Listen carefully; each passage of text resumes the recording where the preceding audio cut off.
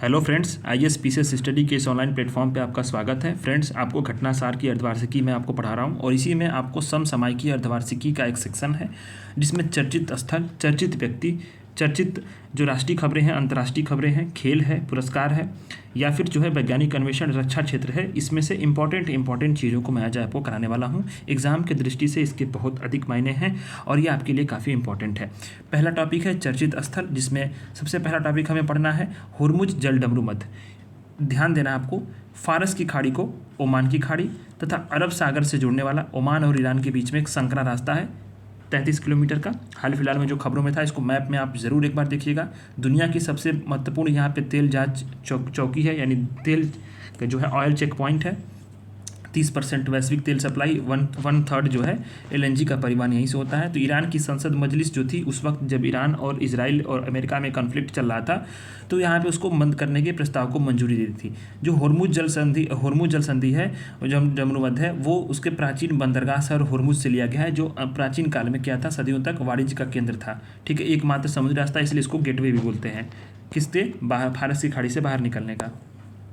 Next आपका है मल्लिकार्जुन स्वामी मंदिर श्रीशैलम। आंध्र प्रदेश के श्रीशैलम स्थित श्री मल्लिकार्जुन स्वामी मंदिर में प्रिजर्व है। एक विजयनगर कालीन ताम्रपत्र में भारत का पहला हेली के पुच्छल तारे का अभिलेखी प्रमाण खोजा गया है। किसमें? विजयनगर कालीन ताम्रपत्र में। एएसआई के डॉक्टर के मुनिरत्नम रेड्डी द्वारा इसकी खोज की गई है। ठीक है, तो ये चीज़ें हैं। ताम्रपत्र पर संस्कृत भाषा में नागरी लिपि में लिखा गया है। ठीक है, और इसमें धूमकेतु उल्कापात की उपस्थिति है और इसका ऐतिहासिक उपस्थिति जो है ये एग्जैक्ट यहाँ पे मेल खाई है। तो ये सारी चीज़ें हैं। अच्छा, करनाल, हरियाणा के करनाल में राज्य की पहली अत्याधुनिक जेल प्रशिक्षण अकादमी का उद्घाटन किया गया है। ठीक है, तो ये चीज़ें हैं। उत्तर भारत का अपनी तरह का पहला प्रशिक्षण केंद्र है ये, जो जेल अकेडमी बनाई गई है, जो एक साथ 250 से अधिक प्रशिक्षुओं को प्रशिक्षण देने में सक्षम है। ठीक है, स्टर्क फोंटेन गुफा, दक्षिण अफ्रीका के जोहान्सबर्ग से 50 किलोमीटर उत्तर में स्थित स्टर्क फोंटेन गुफा, जिसे मानवता का पालना भी कहा जाता है, हाल ही में खोल दिया गया है। ठीक है, इसमें हमारे सर्वाधिक प्राचीन पूर्वजों के अवशेष मिले हैं और गुफाओं, बाढ़ के कारण इसको बंद कर दिया गया था, फिर से यहाँ पे खोल दिया गया। तो पूछ सकता है कहाँ पे जगह है, तो आपको दक्षिण अफ्रीका में। ठीक है, कन्याकुमारी, एएसआई द्वारा तमिलनाडु के कन्याकुमारी के चेट्टीमेदु पाथुर गांव में एक नवपाषाणकालीन चट्टान की खांजे की खोज की गई। इसमें बच्चे का दफन स्थल शामिल है। ठीक है, तो ये नवपाषाण काल का इसको माना जा रहा है। शुरुआत कब हुई थी? तो 4000 ईसा पूर्व से लेकर 2500 ईसा पूर्व के बीच का जो काल है वो नवपाषाण काल यहाँ पे माना जाता है। उदमपट्टी गांव, तमिलनाडु, ये है मेलूर तालुका स्थित उदमपट्टी गांव में पांड्य राजवंश के अंतिम समय के 800 वर्ष पुराने शिव मंदिर के अवशेष मिले हैं। केवल बेसिक जो बेस स्ट्रक्चर है वही मिला है, आधार संरचना, और ये उस वक्त की सामाजिक ऐतिहासिक चीज़ों को बताता है। ठीक है, मिताथला और टीघराना, हरियाणा में, हरियाणा सरकार ने भिवानी जिले में, जो हरियाणा का भिवानी जिला है, वहाँ 2 हड़प्पा कालीन स्थल हैं। याद इंपॉर्टेंट है ये आपके लिए, मिताथला और टीघराना। यहाँ पे आधिकारिक रूप से ऑफिशियली इनको प्रिजर्व जो है संरक्षित और पुरातात्विक स्थल और स्मारक घोषित किया गया है। ठीक है, मिला नहीं है, ये घोषित किया गया है। 4400 वर्ष पुराने हैं और इनका काफ़ी अधिक महत्व तो है ही।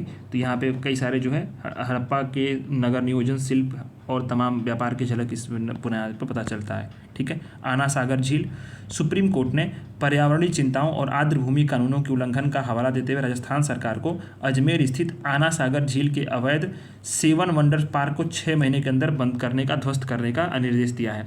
आना सागर झील कहाँ पे है? तो आपको याद रखना है कहाँ पे है, राजस्थान में है। ठीक है, एक आर्टिफिशियल झील है, पृथ्वीराज चौहान के द्वारा जो है यहाँ पे 1135 और 1150 के बीच में कराया गया था। झील के निकट जो है मुगल शासक जहांगीर ने दौलत बाग का निर्माण कराया था। तो ये आना सागर इंपॉर्टेंट है क्योंकि सुप्रीम कोर्ट ने इसको जो है यहाँ पे बंद करने का, 7 वंडर पार्क जो अवैध है उसको बंद करने का, ध्वस्त करने का निर्देश दिया है। तो इसके लिए इंपॉर्टेंट है, जगह को आप याद रखना। फोर्ट विलियम कोलकाता बहुत इंपॉर्टेंट है। इसका जो मुख्यालय था ना, पहले भारतीय नौसेना द्वारा कोलकाता के पूर्वी कमान का मुख्यालय फोर्ट विलियम, उसका नाम परिवर्तित करके विजय दुर्ग कर दिया गया है। ठीक है, इंपॉर्टेंट है ये फोर्ट विलियम, सब लोग आपने मॉडर्न हिस्ट्री में पढ़ा होगा। इसका नाम अब पर क्या क्या कर दिया गया है, विजय दुर्ग।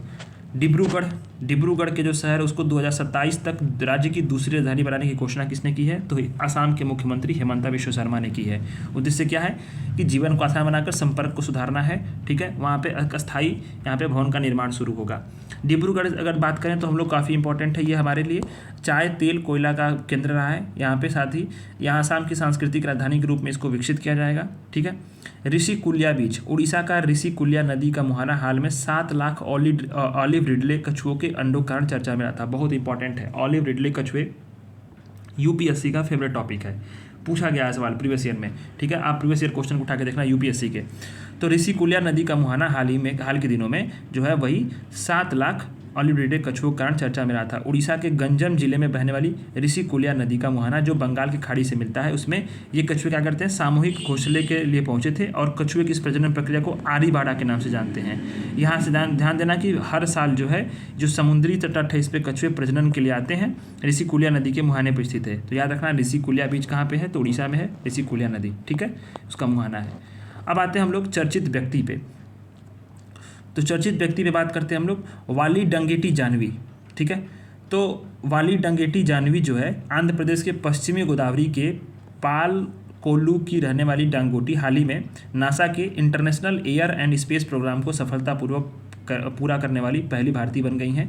तो जानवी की सफलता जो स्टेम है, स्टेम सेक्टर क्या है? Science technology engineering mathematics. ठीक है, इनमें महिलाओं की बढ़ती हुई भागीदारी को जनाता है। ठीक है, याद रखना है आपको कि जानवी को नासा के टाइटन ऑर्बिटल पोर्ट स्टेशन पर भेजने के लिए चुना गया है। किस पे? टाइटन ऑर्बिटल पोर्ट स्टेशन पे। ये व्यावसायिक स्टेशन है या अंतरिक्ष स्टेशन। पहला मिशन 2027 में भेजा जाएगा। ठीक है, ये चीज़ें हैं। विश्वनाथन कार्तिकेय, हैदराबाद के 16 वर्षीय जो विश्वनाथन कार्तिकेय हैं, याद रखना है आपको, इतिहास रचा उन्होंने। 7 महाद्वीपों की सबसे ऊंची चोटी को सबसे कम उम्र के पहले भारतीय और विश्व के दूसरे पर्वतारोही बने हैं। कौन कौन से चोटियां हैं ये, इसलिए आप यहाँ भी आपका रिवीजन हो जाएगा वर्ल्ड ज्योग्राफी का। दक्षिण अमेरिका की अकांकागुआ, उत्तरी अमेरिका की डेनाली, अफ्रीका के किलिमंजारो, यूरोप की एल्ब्रूस, अंटार्कटिका की विंसन, ऑस्ट्रेलिया की कोसियास्को। ठीक है, और सबसे कम उम्र की कौन है? तो जॉर्डन के, अमेरिका के जॉर्डन रोमेरो हैं। ठीक है, भुवन रिभु बाल अधिकार करता है। वरिष्ठ भारतीय वकील भुवन रिभु जो है वर्ल्ड लॉ कांग्रेस द्वारा मेडल ऑफ ऑनर से सम्मानित होने वाले पहले भारतीय वकील बन चुके हैं। ठीक है, तो कहाँ पे आयोजित हुआ था? डोमिनिक गणराज्य में आयोजित हुआ था वर्ल्ड विधि कांग्रेस। अच्छा, आते हैं हम लोग छोजिन आंगमो, हिमाचल प्रदेश के किन्नौर जिला निवासी आदिवासी महिला छोजिन आंगमो को यहाँ पे माउंट एवरेस्ट पर चढ़ने में सफल रही थी। यह जो है दुनिया में 5वीं दृष्टिबाधित महिला पर्वतारोही बन गई है और भारत की पहली जो माउंट एवरेस्ट पे बनी है, जिनके पास जो है दृष्टि थोड़ा कम है या नहीं है शायद। ठीक है, दृष्टिबाधित हैं, दिव्यांग है। तासी ग्यालजेन शेर्पा महज 14 दिनों में 4 बार माउंट एवरेस्ट पर चढ़ाई करके नया रिकॉर्ड बना ली हैं। ठीक है, Valmiki Thapar tiger man of India नहीं, टाइगर मैन के नाम से प्रसिद्ध है। प्रख्यात जो वन्यजीव संरक्षण करता है वाल्मीकि थापर, उनका निधन हो गया।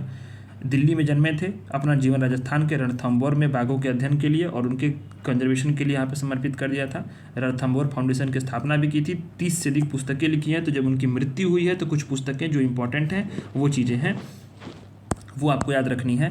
लैंड ऑफ द टाइगर और नेचुरल हिस्ट्री ऑफ इंडियन सब कॉन्टिनेंट।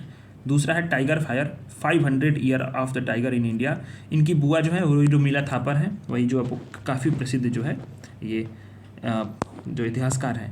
पायल कपाड़िया, फिल्म निर्देशक पायल कपाड़िया को फ्रांस के प्रतिष्ठित नागरिक सम्मान ऑफिसियर डांस एल आर्डेंस आर्ट्स एट डेस लेटेस्ट के नाम से उनको सम्मानित किया गया है। ये अवार्ड का नाम है, भाई भूल जाता है ऐसे, लेकिन इनकी फीचर फिल्म है पहली all we imagine as light.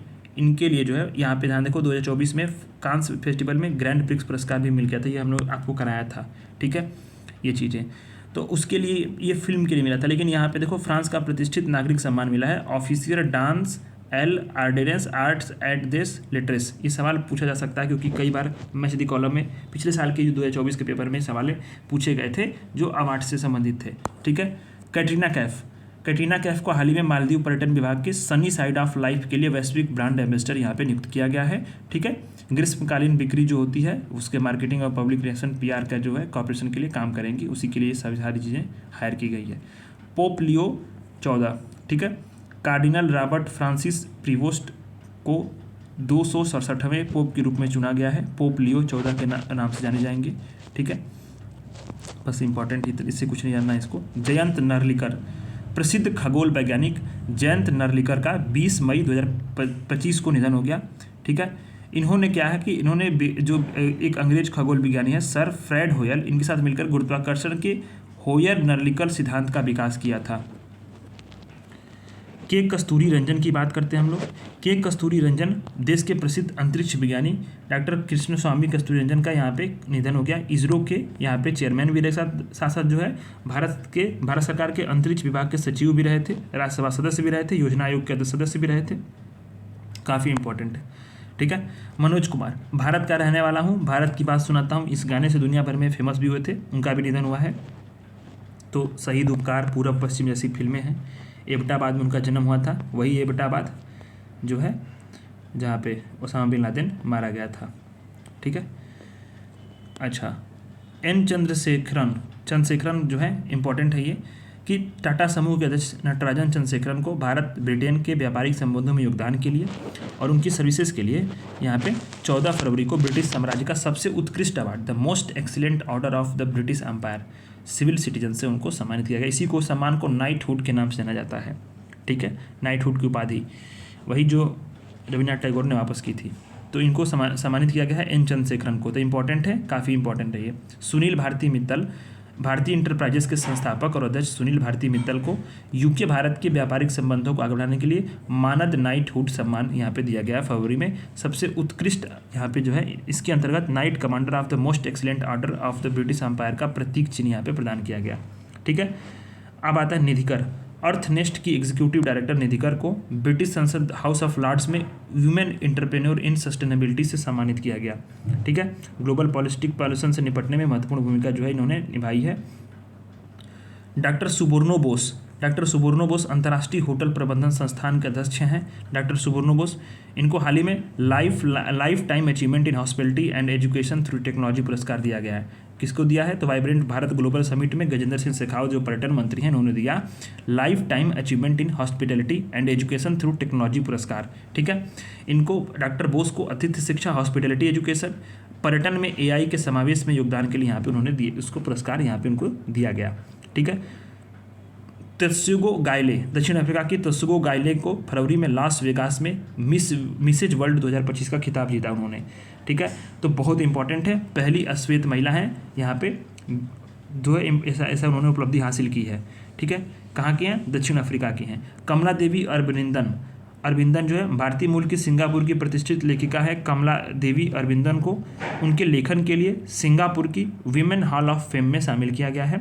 बहुत इंपॉर्टेंट है, किसमें? सिंगापुर की वीमेन हॉल ऑफ फेम में शामिल किया गया। किसको? प्रतिष्ठित लेखिका कमला देवी अरविंदन को। ठीक है, डॉक्टर राजा गोपाला चिदम्बरम, ठीक है, प्रसिद्ध परमाणु वैज्ञानिक हैं। डॉक्टर राजा गोपाला चिदम्बरम का निधन हो गया। बार्क से जुड़े थे और परमाणु ऊर्जा आयोग के अध्यक्ष भी बने थे। फिर इसके बाद जो है कई सारे भारत सरकार में प्रमुख वैज्ञानिक सलाहकार भी रहे, पद्म विभूषण वगैरह तमाम इनको मिला था।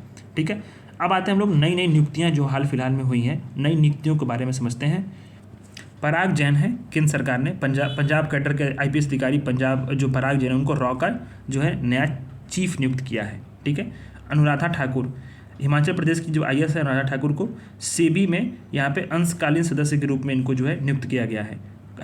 हिमाचल प्रदेश की IAS अधिकारी अनुराधा ठाकुर। ठीक है, न्यायमूर्ति सूर्यकांत, सर्वोच्च न्यायालय के जो न्यायाधीश है न्यायमूर्ति सूर्यकांत, उनको नालसा का नया कार्यकारी अध्यक्ष नियुक्त किया गया है। ठीक है, नियुक्त किया गया है। नालसा करती क्या है? देश भर में जितने गरीब वंचित वर्ग हैं उनको मुफ्त कानूनी सहायता उपलब्ध कराती है।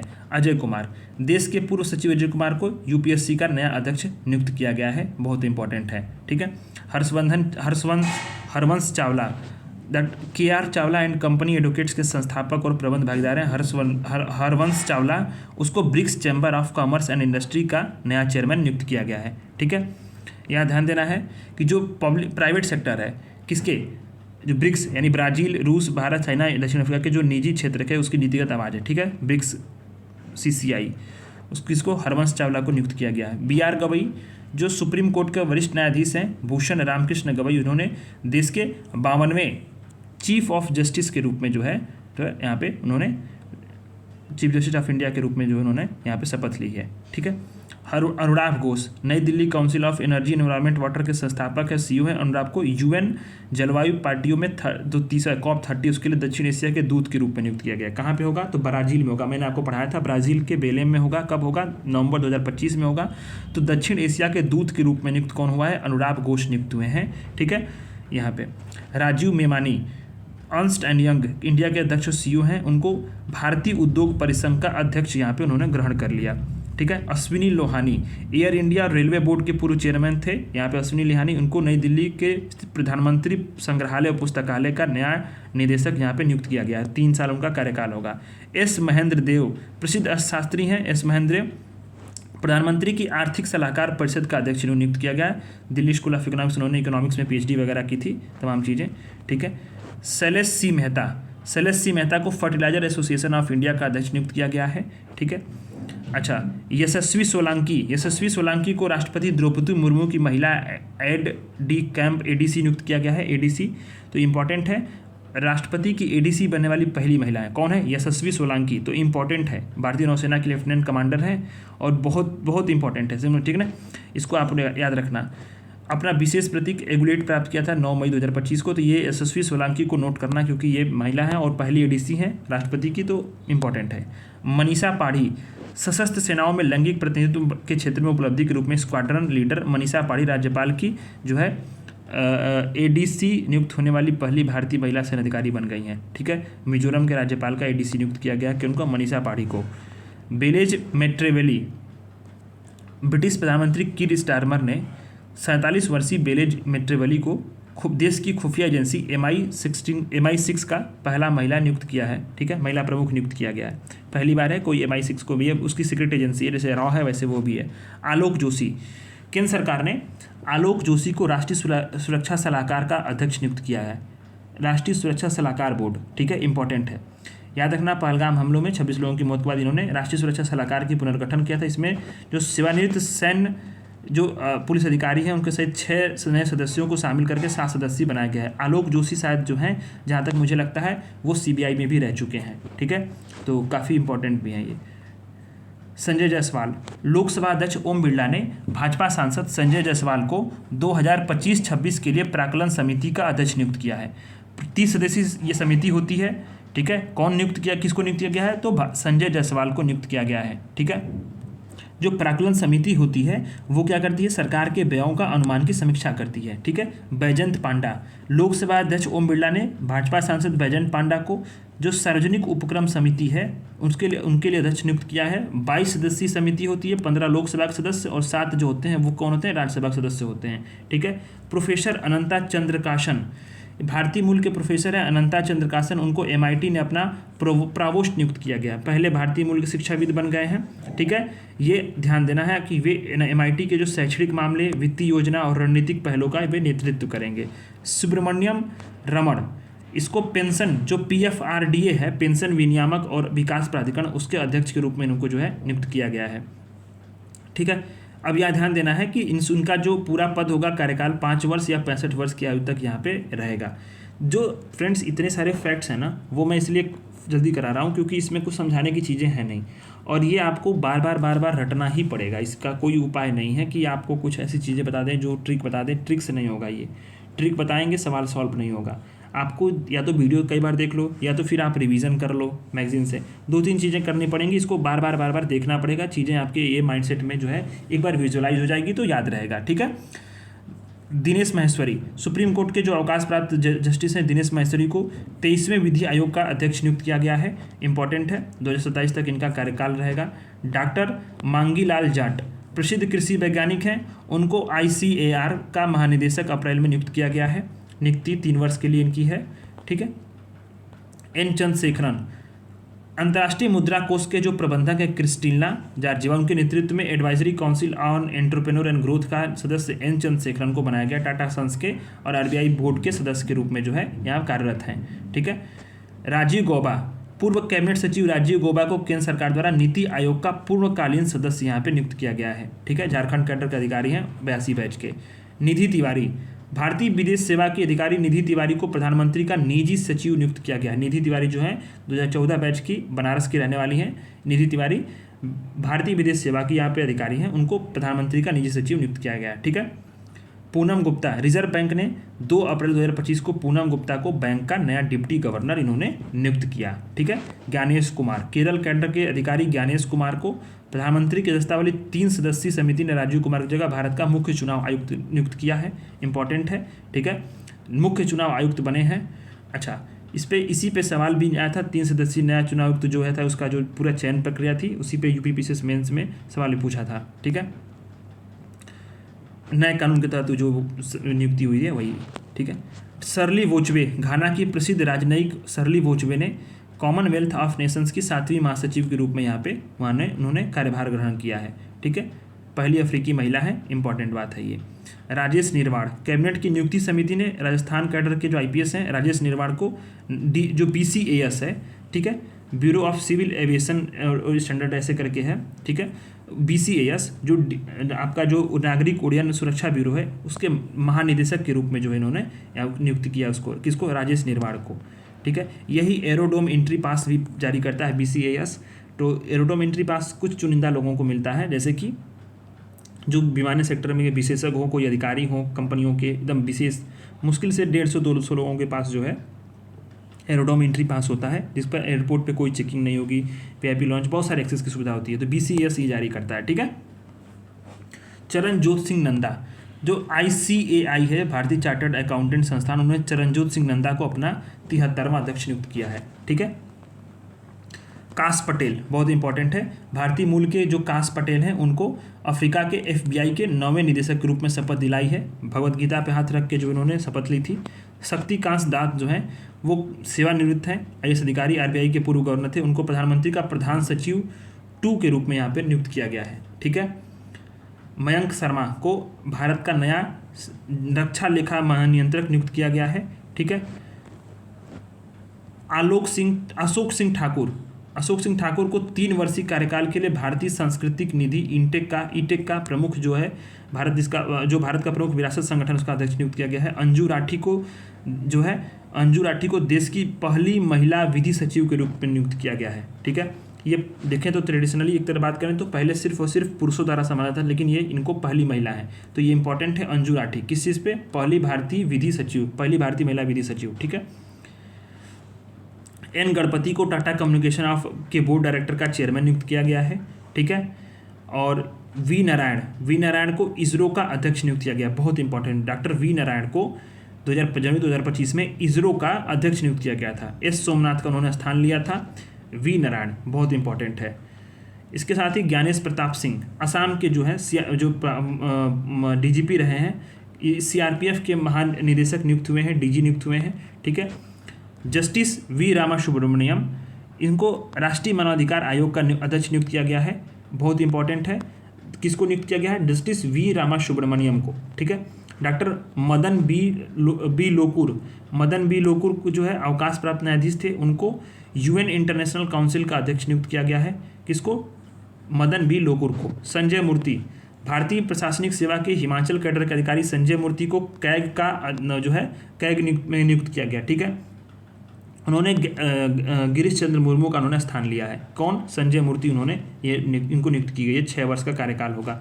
विपिन कुमार, बिहार कैडर के वरिष्ठ आईएएस अधिकारी विपिन कुमार को भारतीय विमानपत्तनम प्राधिकरण का चेयरमैन नियुक्त किया गया है। किसको, विपिन कुमार को। हर्षवर्धन अग्रवाल, इमामी लिमिटेड के वाइस चेयरमैन सह प्रबंधक निदेशक हर्षवर्धन अग्रवाल को फिक्की का अध्यक्ष नियुक्त किया गया है। ठीक है। वाल्डेसी उर्किजा, ब्राजील के पुलिस कमिश्नर को विश्व के सबसे बड़े पुलिस संगठन इंटरपोल का महासचिव नियुक्त किया गया है। ठीक है। तो इंपॉर्टेंट है ये। अब हम लोग आते हैं ऑपरेशंस और अभियान्स पे। ये क्या है, ये फैक्चुअल था, इसमें कुछ भी समझाने की चीज़ें नहीं थी फ्रेंड्स, आपको ये याद करना ही पड़ता, इसलिए मैंने इसको जल्दी से जल्दी कंप्लीट करा दिया। नेक्स्ट अब आते हैं हम लोग ऑपरेशन और अभियान पे। कॉन्वेक्स 3, अंतर्राष्ट्रीय परमाणु ऊर्जा एजेंसी ने रोमानिया के सहयोग से अब तक का सबसे बड़ा अंतर्राष्ट्रीय परमाणु आपातकालीन अभ्यास कौन शुरू किया है, कॉन्वेक्स 3 को। याद रखना है IAEA ने, किसके सहयोग से, रोमानिया के सहयोग से। क्या है, अंतर्राष्ट्रीय परमाणु आपातकालीन अभ्यास कॉन्वेक्स 3, इंपॉर्टेंट है काफ़ी। ठीक है। ये जो पूरा अभ्यास है रोमानिया के एकमात्र परमाणु जो ऊर्जा सुविधा केंद्र है सेनवोर्डा ऊर्जा संयंत्र, उसमें गंभीर परमाणु दुर्घटना का अनुकरण करने के लिए किया गया है। ठीक है, आकलन करना है कि हमारी क्या तैयारियां हैं, कैपेसिटी हैं। ऑपरेशन स्पाइडर वेब, यूक्रेन ने रूस पे ऑपरेशन स्पाइडर वेब किया था, वही ड्रोन अटैक किया था, कई सारे जो है उसमें यहाँ पे उसके मिलिट्री एयरबेस और लड़ाकू विमान को नष्ट कर दिया था। ऑपरेशन सिंधु, भारत सरकार द्वारा ईरान में फंसे भारतीय छात्रों के लिए जो भी युद्ध चल रहा था बीच में, तो ऑपरेशन सिंधु यहाँ पे चलाया था। ठीक है, तो आर्मेनिया की राजधानी येरेवन है, वहाँ से पहले वहाँ पहुँचाया गया छात्रों को, फिर वहाँ से उनको यहाँ पे टेक ऑफ करके यहाँ पे लाया गया। ठीक है, नोमैडिक एलिफेंट 2025, तो नोमैडिक एलिफेंट अभी हाल फिलहाल में एक्सरसाइज चल रही थी, तो मंगोलिया के बीच में उलान बटोर में नोमैडिक एलिफेंट यहाँ पे एक्सरसाइज चल रही थी। सवाल पूछा क्या जा रहा है, ये आपको पता है नोमैडिक एलिफेंट, लेकिन यूपीपीसीएस के जो सवाल है कि जो प्रीवियस ईयर क्वेश्चन 2024 का, उसको आप देखोगे तो सवाल क्या पूछा गया है कि डेट और टाइम, मतलब टाइम नहीं, डेट और मतलब पूरा डेट और सन, उससे उसको पूछा गया और अरेंज करने के लिए बोला गया था मैच द कॉलम में। ठीक है, तो याद रखना है 31 मई से 13 जून तक, इसको भी याद रखना है कि 31 मई से 13 जून तक हमारा क्या चला है, नोमैटिक एलिफेंट आपका एक्सरसाइज चलिए, सैन्य एक्सरसाइज। तो ये इंपॉर्टेंट है प्रीवियस ईयर क्वेश्चन को देखने का कि सवाल का नेचर क्या है, सवाल किस तरह से पूछा गया है पिछले साल। तो जो पूछा गया है पिछले साल उसके हिसाब से जब आप पढ़ोगे, जैसे मान लो नोमैटिक एलिफेंट आप पढ़ते कहाँ हुआ है, ठीक है कंप्लीट, लेकिन सवाल क्या पूछा गया है, तिथि से मैच कराया गया, तो तिथि या क्या है 31 मई से 13 जून। ठीक है, ऑपरेशन चक्र 5 किसके द्वारा चलाया गया, सीबीआई के द्वारा चलाया गया। क्या है, देश के 8 राज्यों में सिम धोखाधड़ी रैकेट का भंडाफोड़ किया गया था। ठीक है, ऑपरेशन चक्र 5। खान क्वेस्ट है, तो इसको भी याद रखो, 14 से 28 जून 2025 के बीच में खान क्वेस्ट जो है भारतीय सेना के कुमायूं रेजिमेंट के 40 जवानों ने हिस्सा लिया था। ठीक है, उलान बटोर में मंगोलिया के 14 से 28 जून। ठीक है, ये पहले है, इसके बाद ये याद रखना 14 से 28 जून, यानी कि 31 मई से 13 जून कौन था, नोमैटिक एलिफेंट, इसके बाद खान क्वेस्ट है। ठीक है, बहुराष्ट्रीय सैन्य अभ्यास है, तो कुमायूं रेजिमेंट के सैनिकों ने इसमें हिस्सा लिया था भारत की तरफ से। ठीक है, विश्व भर की सेनाओं को एक मंच में लाकर यूएन के शांति अभियानों के लिए जो इंटरनल कोऑर्डिनेशन उसको बेहतर बनाना है। ठीक है, ये चीज़ें हैं। अभ्यास, सैन्य अभ्यास शक्ति 2025, तो किसके बीच में, भारत और फ्रांस के बीच में ज्वाइंट मिलिट्री एक्सरसाइज जो है शक्ति 2025 कहाँ हुआ था, फ्रांस के ला कैवेलरी में हुआ था। कब हुआ था, 18 जून से 1 जुलाई के बीच में। ठीक है, हाल में अभी जुलाई चल रहा है, तो 1 जुलाई, ये मैगजीन जो है फ्रेंड ना 2 जुलाई तक के करंट अफेयर को कवर करती है, तो ये मैगजीन बहुत अच्छी है। 18 जून से 1 जुलाई के बीच में यहाँ पे आयोजित किया गया था। ठीक है, आता है सैन्य अभ्यास टाइगर क्लॉ, तो भारतीय वायुसेना के जो गरुड़ स्पेशल फोर्स है और यूएसए की वायुसेना के विशेष फोर्स है, इनके बीच में टाइगर क्लॉ का ऑपरेशन जो है यहाँ पे चांदीनगर बागपत यूपी में कराया गया। ठीक है, तो यूपी में कराया गया, इंपॉर्टेंट है, कब से कराया गया, 26 मई से 10 जून तक। कहाँ पे, और ये जो पूरा अभ्यास है यहाँ पे आयोजित किया गया था, लेकिन पूरा अभ्यास कई स्थानों पर आयोजित किया गया, तो 26 मई से 10 जून के बीच में। सैन्य अभ्यास पैसेक्स 2025, तो किसके बीच में होता है, तो भारत की नौसेना और यूके की रॉयल नेवी के बीच में उत्तरी अरब सागर में, यहाँ पे कब, 9 से 10 जून 2025। तारीख याद रखो, सवाल पूछा गया ऐसे तो पूछा जा सकता है। पैसेक्स अभ्यास 2025 का यहाँ पे आयोजन किया गया। ठीक है, भारत की ओर से कौन, अच्छा उसके पहले 2023 में क्या पूछा गया था, तो 23 में जो मिलिट्री एक्सरसाइज में जो भारतीय नौसेना की जो जहाज़ें थीं INS भाग ले रही थी, उन पे सवाल 3 साल लगातार पूछा था। तो याद रखना है, स्टिल्थ फ्रिगेट INS तबर ली थी, और पारंपरिक पनडुब्बी लंबी टोई विमान जो P-8I ने यहाँ पे हिस्सा लिया था। ठीक है, तो INS तबर ने इसमें लिया था हिस्सा। ऑपरेशन राइजिंग लायन 13 जून 2025 को ईरान के परमाणु ठिकानों पर हवाई हमला करके इजराइल ने यहाँ पे ऑपरेशन राइजिंग लायन को शुरुआत की थी। ठीक है, ऑपरेशन 2 प्रॉमिस 3, तो जब इजराइल ने हमला कर दिया तो ईरान ने उस पर जवाब दिया। ठीक है, तो ईरान ने जो ऑपरेशन 2 प्रॉमिस 3 के तहत वहाँ पे यरूशलेम में और तेल अवीव में बैलिस्टिक मिसाइल से हमला करके तबाही मचा दी थी। ठीक है, नेक्स्ट आता है आपका साइबर सुरक्षा अभ्यास 16 जून से 27 जून। ठीक है, 16 जून से 27 जून तक जो है साइबर सुरक्षा अभ्यास डिफेंस साइबर एजेंसी द्वारा यहाँ पे किया गया था। ठीक है, भारत की साइबर सुरक्षा को सुदृढ़ करने के लिए बहुत इंपॉर्टेंट। तीस्ता प्रहार अभ्यास 2025, पश्चिम बंगाल में तीस्ता फील्ड फायरिंग रेंज में अभ्यास का आयोजन हुआ था मई 2025 में। ठीक है, इंपॉर्टेंट है। अभ्यास कब हुआ था, तो मई में 2025 में हुआ था। अभ्यास एक्स में जो है भारतीय नौसेना और तंजानिया की पीपुल डिफेंस फोर्स के ज्वाइंट में जो है मेजबानी में अफ्रीकी देशों के साथ नौसेना अभ्यास हुआ था। कब? 13 से 18 अप्रैल। तंजानिया के कहाँ पे? दार ए सलाम में। कहाँ पे? दार ए सलाम। ठीक। बहुत सारे देश थे, जैसे कोमोरोस है, जिबूती है, जीडीपी बोल रहा हूँ मैं, जिबूती है, इरिट्रिया है, केन्या है, मेडागास्कर है, मॉरिशस है, मोजाम्बिक है, सेशेल्स है और दक्षिण अफ्रीका। मैप में इसको देखना आप जरूर। ठीक है, मैप में आप इसको अच्छे से देखना, सारे देशों के कैपिटल को और पूरे जियोग्राफिकल एरियाज को। कुछ झील होगी, कोई नदियाँ होंगी, मैं उसको मार्क कर लेना। अभ्यास इंद्र 2025 भारत और रूस की नौसेनाओं के बीच में चेन्नई में हुआ था। कब हुआ था? 28 मार्च से 2 अप्रैल तक। इंपॉर्टेंट है। ठीक है, ये चीज़ दो चरण में हुआ था। 28 मार्च से लेकर के 2 अप्रैल के बीच में यहाँ पे किया गया था। ठीक है, अब आते हैं हम लोग नेक्स्ट टॉपिक पे, ऑपरेशन ब्रह्मा। हाँ, एक चीज़ है कि यहाँ पे इस जो पूरा अभ्यास हुआ था उसमें भारतीय नौसेना की जहाज राणा थी, कुथार थी और समुद्री गोश्त P-81 थी। ठीक है, ये सारी भाग ली थी। ऑपरेशन ब्रह्मा, म्यांमार में भूकंप आया था तो मानवीय सहायता के लिए भारतीय सेना ने ऑपरेशन ब्रह्मा शुरू किया गया था। लेफ्टिनेंट कर्नल जगनीत गिल के नेतृत्व में यहाँ पे जो है ऑपरेशन ब्रह्मा चलाया गया। सैन्य अभ्यास इनियोकॉस 2025 ग्रीस के अंद्राविदा एयरबेस पर बहुराष्ट्रीय वायुसैन्य अभ्यास इनियोकॉस 2025 का आयोजन किया गया। भारतीय वायुसेना की ओर से Su-30 MKI लड़ाकू विमान, IL-78 और C-17 जो ग्लोब मास्टर विमान है उन्होंने यहाँ पे हिस्सा लिया था। एक्वाबोरिन 2025 भारत और मालदीव के बीच में ज्वाइंट मिलिट्री एक्सरसाइज एक्वाबोरिन का यहाँ पे मालदीव में यहाँ पे आयोजित किया गया। ठीक है, कब से? 2 से 15 फरवरी 2025 के बीच में। उद्देश्य क्या है? वही कोऑर्डिनेशन, सहयोग बनाना, आतंकवाद विरोधी तमाम अभियान जो है। ट्रोपेक्स एयर टैंक, ट्रोपेक्स 25 भारतीय नौसेना का सबसे बड़ा समुद्री जहाज ट्रोपेक्स है। आयोजन वहाँ पे जनवरी 2025 में किया गया। ये द्विवार्षिक अभ्यास है, 2 साल में एक बार। भारतीय सशस्त्र बलों के बीच में जो कोऑर्डिनेशन है, हिंद महासागर में शक्ति प्रदर्शन और रणनीतिक तैयारियों को दर्शाता है। ठीक है, ये सारी चीज़ें हैं। नेक्स्ट आपका आता है धर्म गार्जियन 2025। धर्म गार्जियन 2025 भारत और जापान के बीच में ज्वाइंट मिलिट्री एक्सरसाइज का जो है 6ठा संस्करण भारत जापान के माउंट फूजी में 25 से 9 मार्च 2025 के बीच में आयोजित किया गया। ठीक है, कोमोडो 2025 क्या है? कोमोडो 2025 एक बहुपक्षीय नौसैनिक अभ्यास है। इसका आयोजन इंडोनेशिया के बाली में किया गया था। 15 से अधिक देशों ने हिस्सा लिया था। कब से? 15 से 22 फरवरी 2025 के बीच में। ठीक है, इंपॉर्टेंट बात यह है कि नौसैनिक जो जहाज है INS शार्दुल और P-8I जो है समुद्री निगरानी, ये सारी यही विमान बार बार ले रहा है, लेकिन INS शार्दुल इसमें हिस्सा लिया था। ठीक है, स्लीनेक्स 2024 है भारत और श्रीलंका का नौसैनिक अभ्यास है। स्लीनेक्स 2024 इसका 11वां संस्करण विशाखापट्टनम में हुआ था। कब हुआ था? तो 17 से 20 दिसंबर 2024 के बीच में। ठीक है, दोनों देशों की नौसेनाओं के बीच में बहुआयामी मल्टी डायमेंशनल समुद्री संचालन के लिए एक जो सर्वाधिक बेहतरीन प्रथाएं हैं उसको आदान प्रदान करने की बात यहाँ पे की गई थी। भारतीय नौसेना की ओर से INS सुमित्रा ने भाग लिया था स्लीनेक्स में। ठीक है, सुमित्रा याद रखना, याद तो नहीं हो पाएगा जल्दी से, लेकिन फिर भी कई बार पढ़ना पड़ेगा।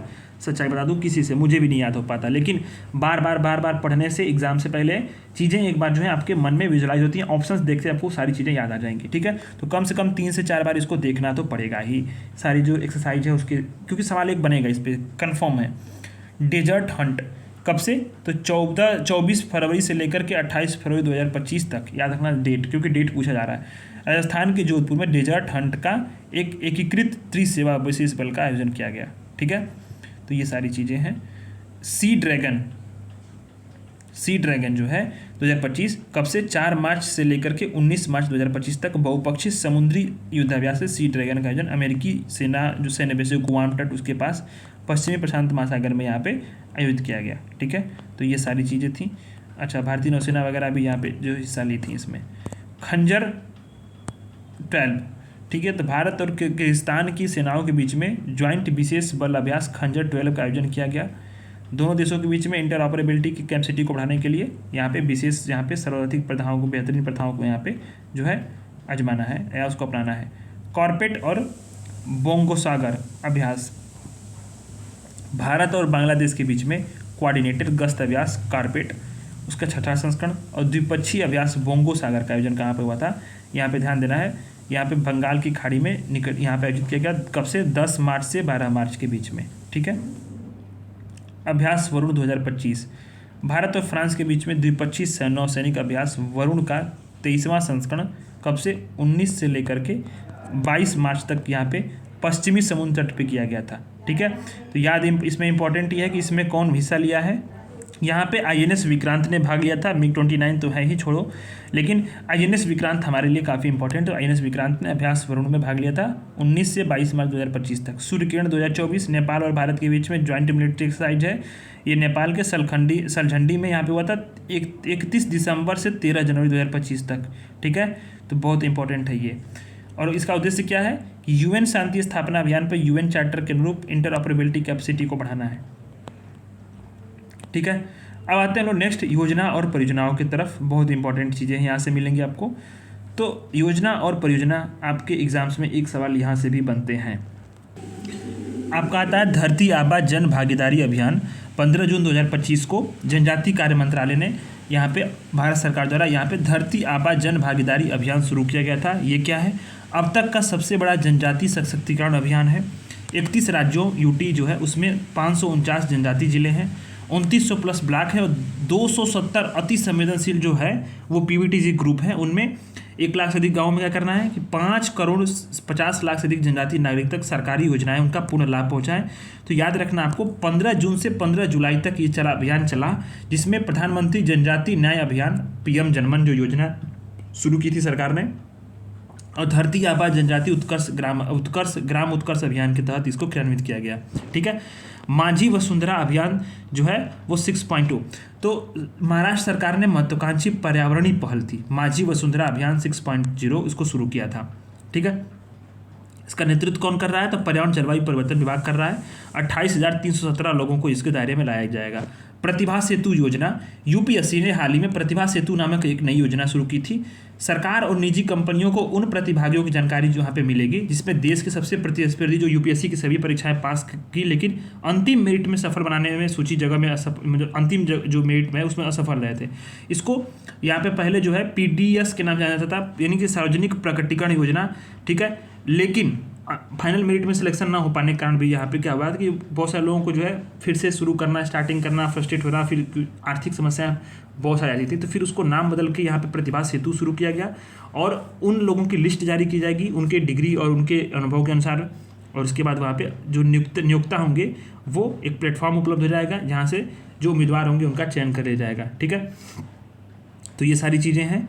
और ये देखो यहाँ पे दिया गया है कि UPSC के उम्मीदवारों को परीक्षा से परे यहाँ पे उसके लिए उनको अपने भाग्य के लिए दूसरा प्रवेश प्रदान करता है, प्रवेश द्वार प्रदान करता है। गैर अनुशंसित छात्रों के स्वैच्छिक चयन भर्ती के लिए संगठन जो होगा उसको लॉगिन ID प्रदान करेगा। निजी संगठन भी आयोग के पोर्टल का प्रयोग करके अपना पंजीकरण कर सकेंगे। उनकी शैक्षिक योग्यता, संपर्क विवरण, उनका बायोडाटा भी उपलब्ध कराएगा।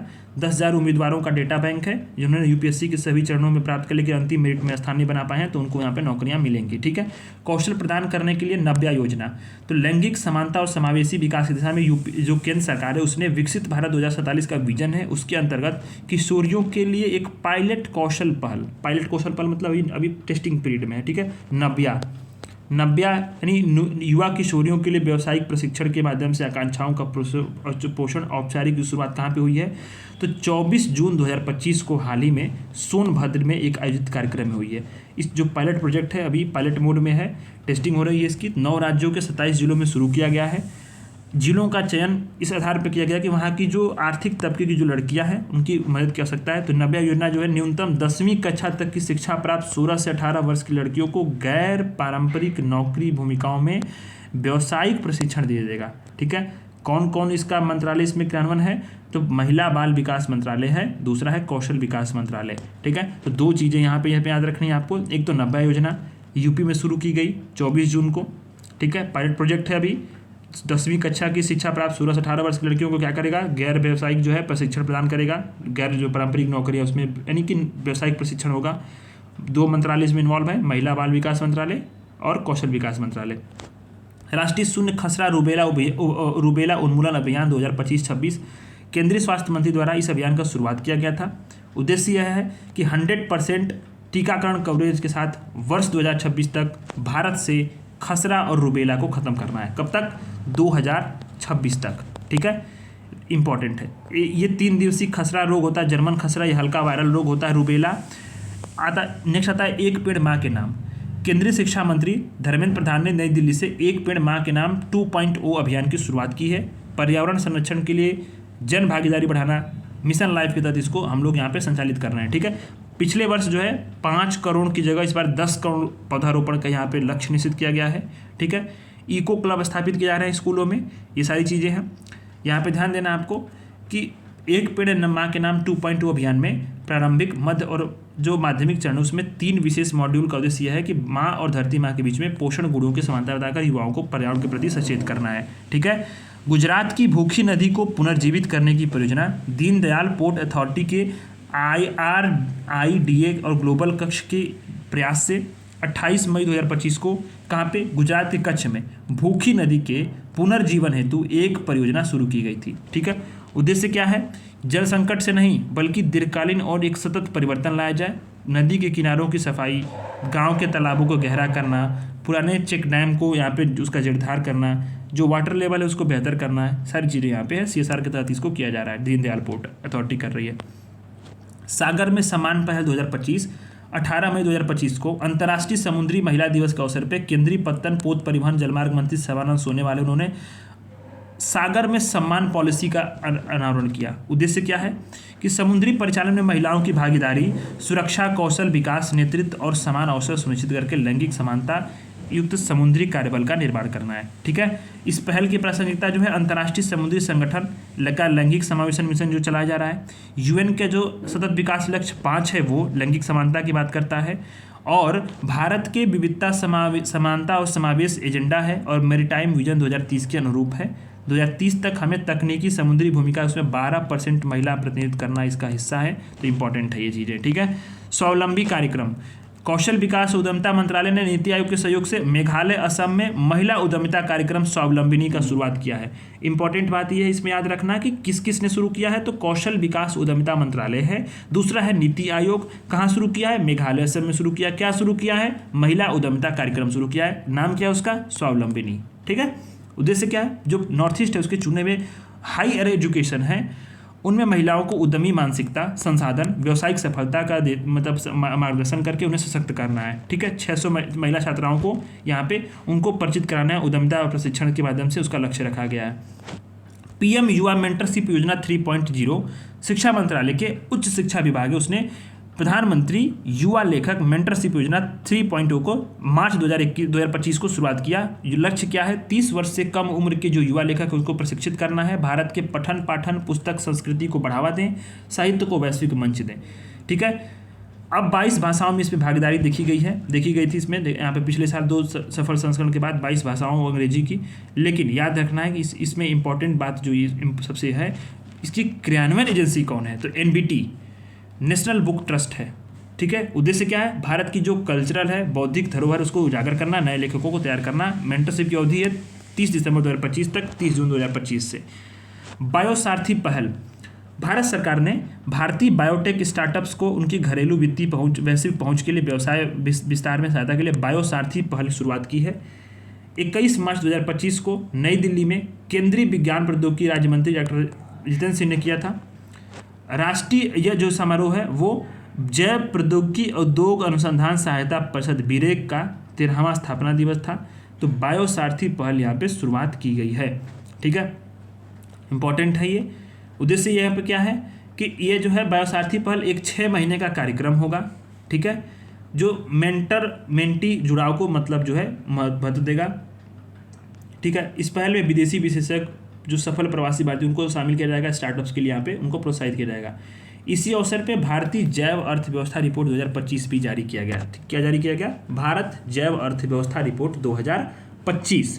ठीक है, सशक्त पंचायत नेत्री अभियान 4 मार्च 2025 को पंचायती राज मंत्रालय द्वारा नई दिल्ली में एक राष्ट्रीय कार्यशाला का आयोजन हुआ था। 1 वर्ष तक चलने वाले सशक्त पंचायत नेत्री अभियान की शुरुआत की गई थी।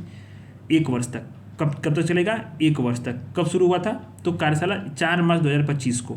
अभियान क्या करेगा, जो PRI है पंचायती राज इंस्टीट्यूशन से, उसमें महिलाओं की निर्वाचित प्रतिनिधियों की जो कैपेसिटी बिल्डिंग का जो उसको मजबूत करेगा। ठीक है, नेतृत्व क्षमता को तेज करना है, निर्णय लेना सुधार करना, जमीनी स्तर पर उनकी भूमिका मजबूत करना, ये सारी चीज़ें इसमें इंपॉर्टेंट हैं।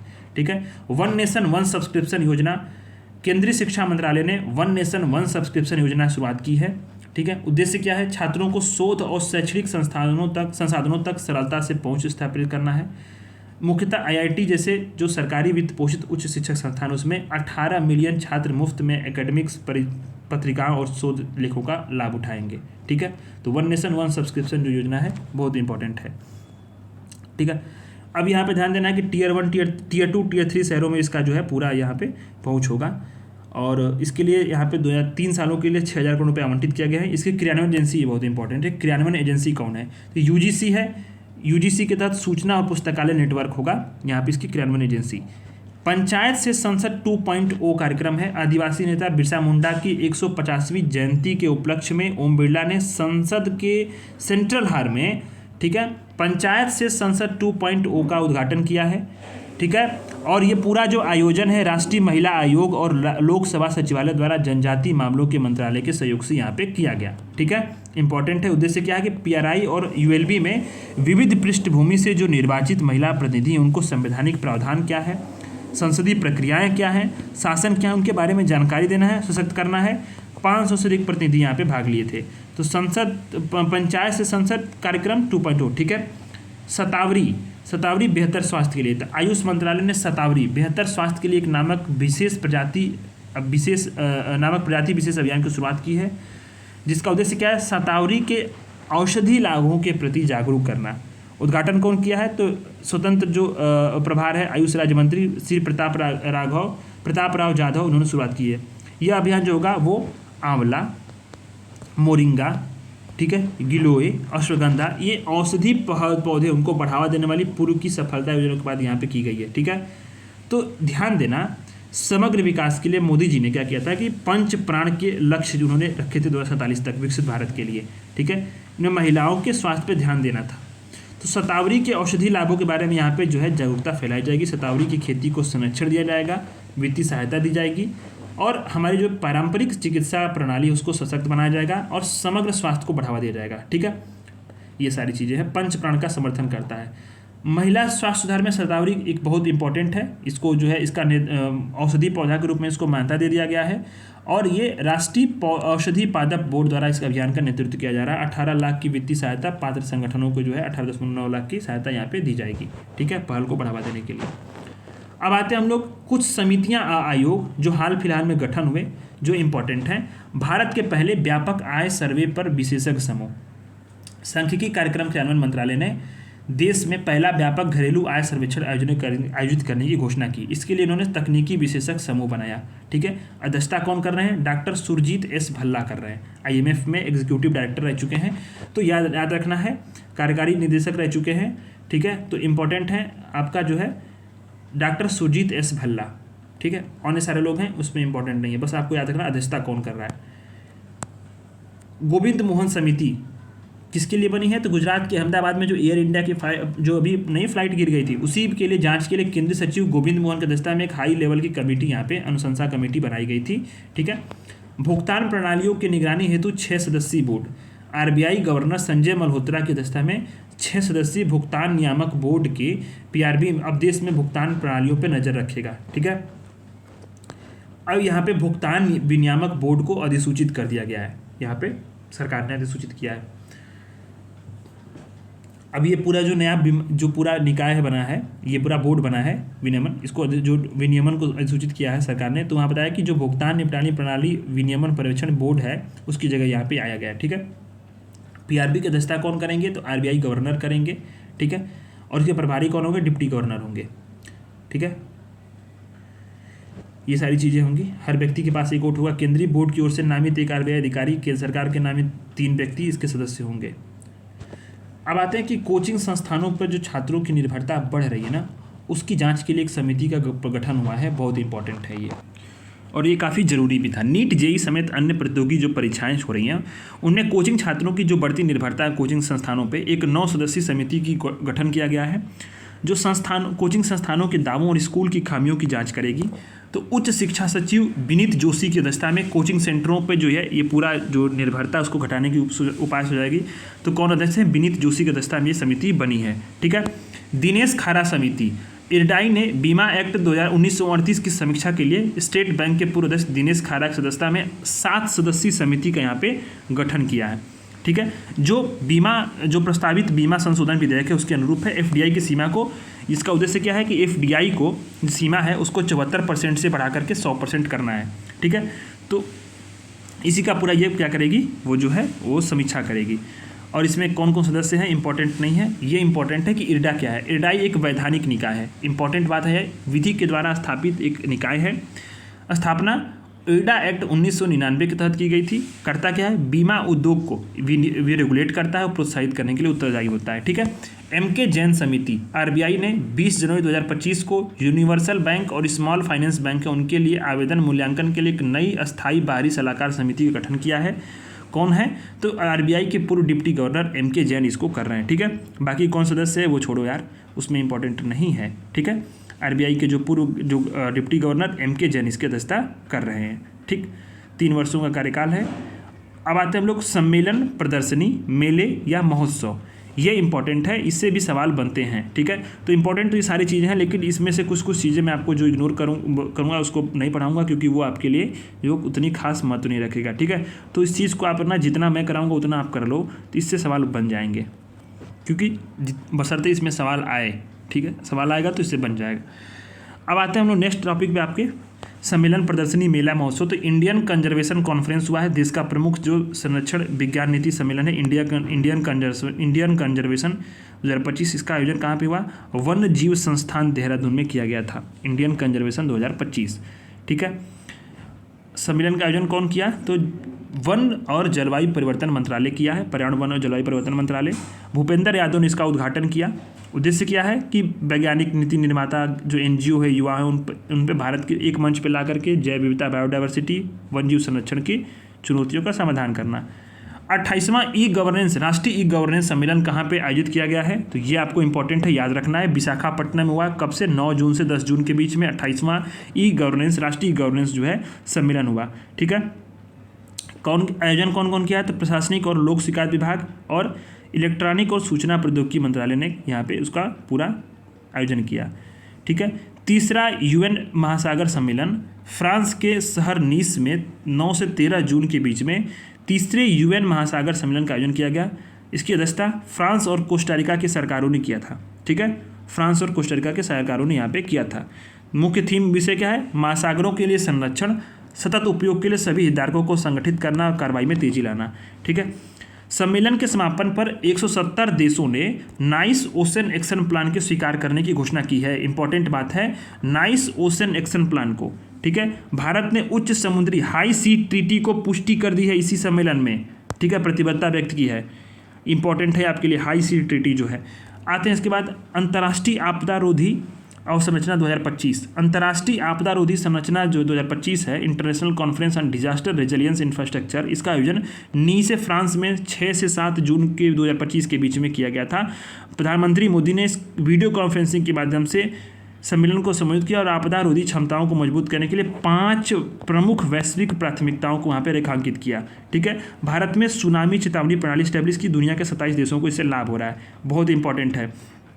इस चीज़ को आप देखना, कहाँ पे आयोजन हुआ था, नीस फ्रांस में हुआ था। ठीक है, आपदा रोधी क्षमताओं को मजबूत करने के लिए 5 वैश्विक प्राथमिकताओं को प्रधानमंत्री ने यहाँ पे जो है रेखांकित किया।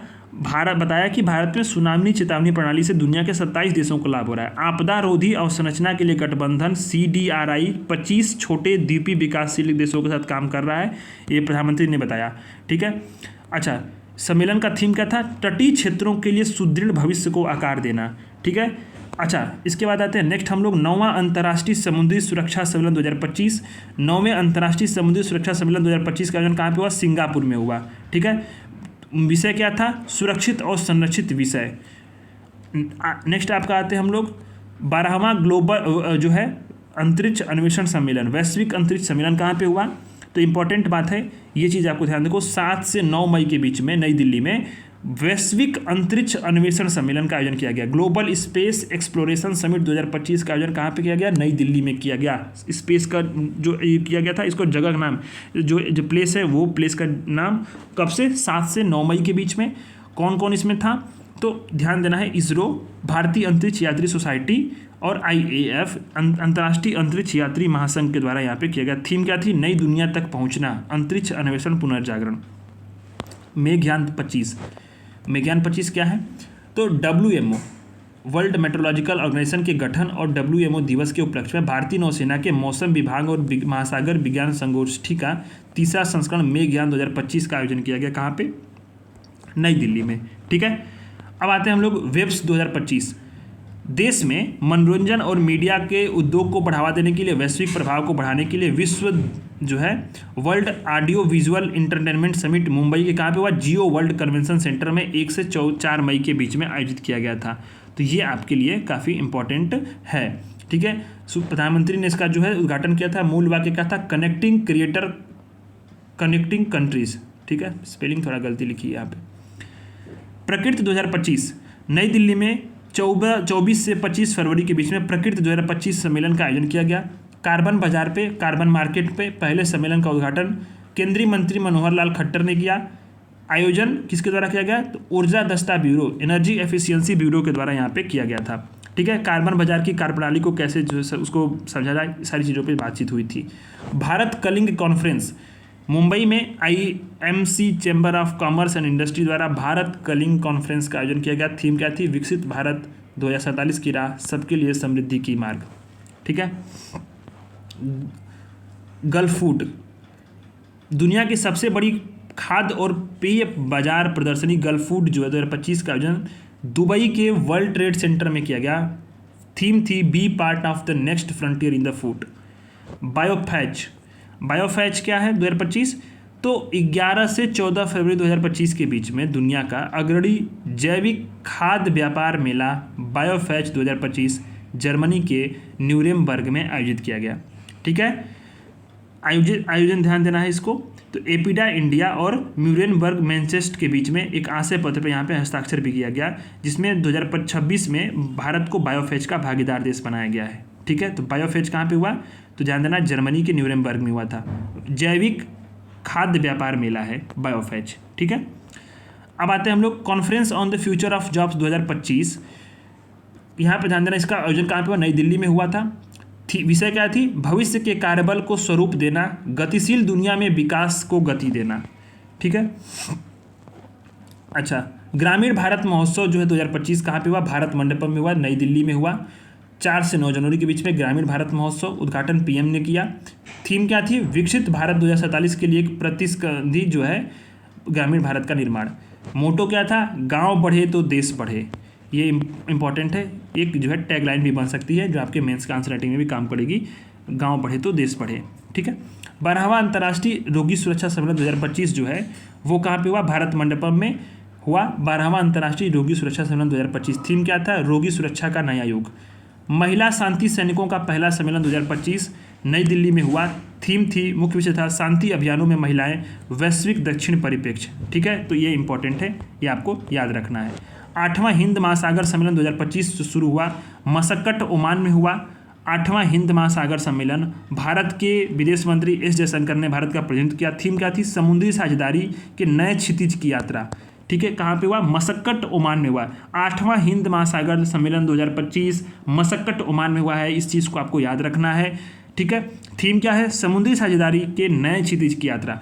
जलवायु लचीला भविष्य निर्माण सम्मेलन, नई दिल्ली में भारत 2047 जलवायु लचीला भविष्य निर्माण सम्मेलन 2025 का आयोजन किया गया। ठीक है, इसका आयोजन पर्यावरण वन जलवायु परिवर्तन मंत्रालय, भारत सरकार और हार्वर्ड विश्वविद्यालय अमेरिका के दो जो संस्थान उसके सहयोग से किया गया था। यानी जो प्रभावी नियोजन है, जो इफेक्टिव प्लानिंग, उसमें बाधा डालने वाले महत्वपूर्ण जो नॉलेज गैप है उसको पाटना है।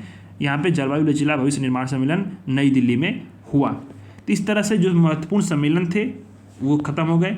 अब आते हैं हम लोग विज्ञान और प्रौद्योगिकी, बहुत इंपॉर्टेंट है। यहाँ से चीज़ें बनती हैं, सवालें और ऐसे सवालें बनती हैं कि जो कि आप जो है चीज़ों को समझ नहीं पाओगे अगर अच्छे से पढ़े नहीं रहोगे। तो मैं आपको बहुत अच्छे से पढ़ाने वाला हूँ। विज्ञान और प्रौद्योगिकी को काफ़ी डिटेल में हम लोग इसको समझेंगे ताकि इससे एक भी सवाल आपसे बाहर न जाए। विज्ञान प्रौद्योगिकी में पहला टॉपिक है दुनिया का पहला सिलिकॉन रहित कंप्यूटर। तो पेंसिल्वेनिया स्टेट यूनिवर्सिटी जो अमेरिका की है, उसमें वैज्ञानिकों ने एक नैनो फैब्रिकेशन यूनिट में दुनिया का पहला ऐसा कंप्यूटर तैयार किया जिसमें सिलिकॉन का प्रयोग हुआ ही नहीं है। सिलिकॉन की जगह उन्होंने 2D एक सामग्री एक यूज किया है जो विकल्प बन सकता है। सिलिकॉन जो है वो चिप बनाने या जो कंप्यूटर निर्माण है, जो भी डिवाइस है, उसमें बहुत काफ़ी यूज होता है, ठीक है। तो यहाँ पे उन्होंने एक कुछ पूरक धातु है, ऑक्साइड से सेमीकंडक्टर है, computer complementary metal oxide semiconductor जो है CMOS, इस पे इन्होंने इसको बेस्ड यहाँ पे एक जो है 2D सामग्री का प्रयोग किया है, ठीक है। तो 2D सामग्री जो है कम बिजली खपत के लिए जानी जाती है। और यहाँ पे ध्यान देना है, दुनिया की पहली जो है सिलिकॉन रहित कंप्यूटर कहाँ पे बना है, तो अमेरिका की पेंसिल्वेनिया स्टेट यूनिवर्सिटीज़ में यहाँ पे बनाया गया है। चीन ने दुनिया का पहला गैर बाइनरी AI चिप लॉन्च किया है, अनोखी पहल किया है। गैर बाइनरी आर्टिफिशियल AI चिप का व्यापक स्तर पर उपयोग शुरू कर दिया चीन ने। यह तकनीकी क्रांति जो है प्रोफेसर ली होंगे की टीम ने बिहांग विश्वविद्यालय बीजिंग में विकसित की गई है। इसका आधार एक नया कंप्यूटिंग तरीका है जो हाइब्रिड स्टोकास्टिक संभावना आधारित नंबर HSN कंप्यूटिंग कहलाता है। इसे हाइब्रिड स्टोकास्टिक संभावना आधारित नंबर HSN कंप्यूटिंग जो है ये कहलाता है। पहले बात होती है कि जो बाइनरी नंबर्स पे चीज़ें होती थी उससे हट करके इस चिप का लक्ष्य जो है केवल क्या है कि अमेरिका के तकनीकी प्रतिबंध से बचकर कंप्यूटर की जो वर्तमान सीमाएं हैं उसको तोड़ के एक नया उसने एक आयाम स्थापित किया है। इस बात को समझो। जो बाइनरी चिप है वर्तमान में दो समस्याओं से जूझ रहे हैं। पहला है एक पावर वाल बाइनरी लॉजिक, यानी अत्यधिक ऊर्जा खपत करता है, स्केलेबिलिटी में बाधा आ रही है। दूसरा आर्किटेक्चर वाल गैर सिलिकॉन चिप्स जो हैं इंफ्रास्ट्रक्चर से अधिक जो है यानी कि CMOS इंफ्रास्ट्रक्चर से अधिक रूप से एकीकृत इंटीग्रेट नहीं हो पाते। तो ये जो मॉडल है हाइब्रिड कंप्यूटिंग मॉडल दोनों समस्याओं से उबरता है, दोनों समस्याओं से यहाँ उबार देता है, ठीक है। तो ये सारी चीज़ें हैं। कम ऊर्जा में अधिक विश्वसनीयता इसमें है। इसके साथ जो है ये इंपॉर्टेंट है, जहाँ जहाँ उपयोग हो रही है वहाँ पे ध्यान दो। टर्न डिस्प्ले सिस्टम में कमज़ोर सिग्नल को पकड़ने और हटाने में सक्षम है। Medical industrial display, flight control system, इन जगह यहाँ पे इस्तेमाल किया जा रहा है, ठीक है। जो भारी डेटा ट्रांसफ़र है, ठीक है, उसको समाप्त करता है। पारंपरिक मेमोरी के बीच में जो है इस सब सारी चीज़ों को ध्यान देना है। इसलिए ये चाइना का है और AI का इसमें इस्तेमाल किया गया है, मशीन लर्निंग का, तो काफ़ी अधिक ये है जो है एडवांस है टेक्नोलॉजी। ये इंपॉर्टेंट है, स्टार मार्क कर लो। ये सवाल एक बन सकता है यहाँ से। देखो टाइफाइड से लड़ने वाला भारत द्वारा तैयार किया गया जो है साल्मोनेला टीका जो है, साल्मोनेला टीका जो बना है, तो बारिश के मौसम में संक्रमण होता है, बच्चे बीमार पड़ते हैं, टाइफाइड्स होता है, तो वैज्ञानिकों ने स्वदेशी साल्मोनेला टीका बनाया है। टाइफाइड, पैराटाइफाइड और साल्मोनेला टाइफिस म्यूजियम से होने वाली जो गंभीर आंत की बीमारियां हैं उससे यह बचाव करेगा। 2026 तक देश के सभी ग्रामीण स्वास्थ्य केंद्रों तक पहुंचाने का लक्ष्य रखा गया है। ये इंपॉर्टेंट है लाइन, 2026 तक देश के सभी जो ग्रामीण स्वास्थ्य केंद्र वहाँ तक। ICMR याद रखो, इसको कौन बनाया है वो चीज़ याद रखो। ICMR के पश्चिम बंगाल स्थित जो राष्ट्रीय जीवाणु संक्रमण अनुसंधान संस्थान है, इंपॉर्टेंट है ये। ICMR बंगाल के राष्ट्रीय जीवाणु संक्रमण अनुसंधान संस्थान के वैज्ञानिकों ने टाइफाइड के खिलाफ दुनिया का पहला मिश्रित टीका यहाँ पे बनाया है। सल्मोनेला बैक्टीरिया के 2 अलग अलग स्ट्रेन से बचाव ये कर सकता है, ठीक है। ये सारी चीज़ें। अरावली की पहाड़ियों में नई पुष्पीय पौधों पोर्टुलाका की खोज की गई है। जयपुर के समीप अरावली की एक शुष्क पथरीली पहाड़ी है। भारत ने एक छिपी जैव विविधता की एक और परत को उजागर किया है। पोर्टुलाका भारत नामक पौधा केवल एक स्थान पर पाया जाता है और भारत की एंडेमिक प्रजाति सूची में शामिल है, ठीक है। तो खोज कौन किया है? सतपुरा जैव विविधता संरक्षण समिति के सदस्य निशांत जौन ने की थी, ठीक है, याद रखना है। गोल्टा जी मंदिर की पथरीली पहाड़ियों पर यहाँ पे उसके दरार से निकलता है, उन्होंने देखा था पोर्टुलाका, ठीक है। ये चीज़ें हैं इसमें इंपॉर्टेंट है और जो चीज़ें थी वो बता दिया मैंने, बाकी कुछ नहीं इसमें। ये चीज़ देखो, अरावली पर्वतमाला है, पृथ्वी की सबसे प्राचीन भूगर्भीय संरचनाओं में से एक है, ठीक है। पश्चिमी घाट में पाया जाने वाला दुर्लभ कीट 132 वर्षों बाद नीलगिरी में पुनः खोजा गया है। तो 1 सदी पहले नीलगिरी की पहाड़ियों से एक दुर्लभ हेक्सापार्ट कीट प्रजाति को पुनः खोजा गया है। जैव विविधता के रिसर्च के लिए जो है बायोडाइवर्सिटी रिसर्च में बहुत मील का पत्थर है। सीमित संसाधन वाले जो प्रयोगशाला भारत में हैं उसकी एक बहुत उल्लेखनीय उपलब्धि भी है, ठीक है। याद रखना कि ये जो कीट विज्ञान है जो होता है वैश्विक कीट विज्ञान, उसमें उसका माइटोकॉन्ड्रियल DNA का विश्लेषण करके और तमाम चीज़ें यहाँ पे की जाएंगी। बहुत अधिक उपलब्धि यहाँ पे मानी जा रही है, ठीक है। तो 1 दशक पहले जो है इसको खोजा गया था, लगभग पूरी तरह जो है 1 सदी पहले, और इसको फिर से दोबारा खोजा गया है। बाकी इसमें कुछ और इम्पोर्टेंट नहीं है। और इसको कौन खोजा था? उधममंगलम स्थित गवर्नमेंट आर्ट कॉलेज के मालिकुलर डाइवर्सिटी लैब की टीम थी, इन्होंने इसमें खोजी की थी। भारतीय वैज्ञानिकों ने विकसित की है नैनो कप संरचना वाली कैंसर उपचार थेरेपी। कैंसर उपचार अनुसंधान को नई दिशा देते हुए एक गोल्डन नैनो कप के संश्लेषण की सरल और नई तकनीक विकसित की है। पीटीटी में अत्यधिक प्रभावशाली हो सकती है फोटोथर्मल थेरेपी में। प्रेस इन्फॉर्मेशन ब्यूरो की विज्ञप्ति में जानकारी दी गई है कि वैज्ञानिकों की इस रिसर्च को नेचर समूह की पत्रिका कम्युनिकेशन केमिस्ट्री में यहाँ पे पब्लिश भी किया गया है। पत्रिका में गोल्ड सेमी सेल्स के नैनो कप के आकार के लिए एक जो है कोलाइडल संश्लेषण विधि का विवरण दिया गया है, ठीक है। और इस ये पूरा नवाचार है, किसके द्वारा बनाया गया है ध्यान देखो तो यहाँ पे INST Mohali, IIT Bombay, ACTREC Tata memorial centre के वैज्ञानिकों द्वारा यहाँ पे इसको तैयार किया गया है। ICMR की पहल से दुर्लभ रक्तदान रजिस्ट्री मिली है, ठीक है। ICMR की पहल से देश को पहली बार राष्ट्रीय स्तर पर दुर्लभ रक्तदाता रजिस्ट्री प्राप्त हुई है। डिजिटल रजिस्ट्री थैलेसीमिया और सिकल सेल, ठीक है, जो ये ऐसी बीमारियां हैं इसके गंभीर बीमारियों से जूझ के लिए लाखों मरीजों के लिए राहत की बात है कि रक्तदान और ब्लड बैंक के क्षेत्र में प्रबंधन में इंपॉर्टेंट ये डेटा भी है और ये बहुत इंपॉर्टेंट है। यह पहल जो है मुंबई स्थित नेशनल इंस्टीट्यूट ऑफ इम्यूनोहेमेटोलॉजी के द्वारा की गई है। उद्देश्य यह है कि जब मरीज को समय पर रक्त उपलब्ध कराया जाए और जिसे बार बार रक्त चढ़ाने की जरूरत पड़ती है, वही जो आपका सिकल सेल एनीमिया और तमाम जो है ये थैलेसीमिया से लोग जूझ रहे हैं।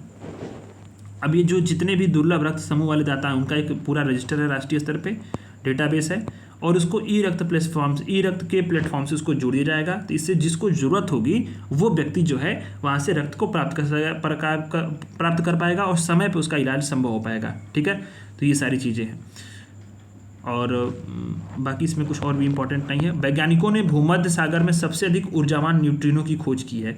भूमध्य सागर में KM3NET वेधशाला का उपयोग करके हाई एनर्जी वाले न्यूट्रिनो की खोज की है। सबसे अधिक ऊर्जावान न्यूट्रिनो की खोज कहाँ पे हुई है? भूमध्य सागर में हुई है, ठीक है। जो भी पार्टिकल्स देखे गए उसकी तुलना में 30 गुना अधिक ऊर्जावान है, ये इंपॉर्टेंट है आपको, ठीक है। और यहाँ इसमें बस ये ध्यान देखो कि ये एक चीज़ यहाँ पे याद रखना इसमें कि देखो ये जो पूरा भूमध्य सागर में सब खोज किया गया है ना, उसको खोज किया यूरोपियन रिसर्च फैसिलिटी है वहाँ पे, ठीक है। तो 3.5 किलोमीटर की गहराई में है और ये करती क्या है कि वायुमंडल के जो दूरस्थ स्रोत से बाहर से आ रहे हैं कोई न्यूट्रिनो, वायुमंडल से आने वाले न्यूट्रिनो का पता लगाने के लिए यहाँ पे इसको डिजाइन किया गया है। तो ये जो है ऐसे ही भारत में भी एक न्यूट्रिनो वेधशाला है। कहाँ पे है? तमिलनाडु के थेनी जिले के पोट्टीपुरम गाँव में है, ठीक है। प्रस्ताव यहाँ पे बनाया गया, प्रस्ताव रखा गया है।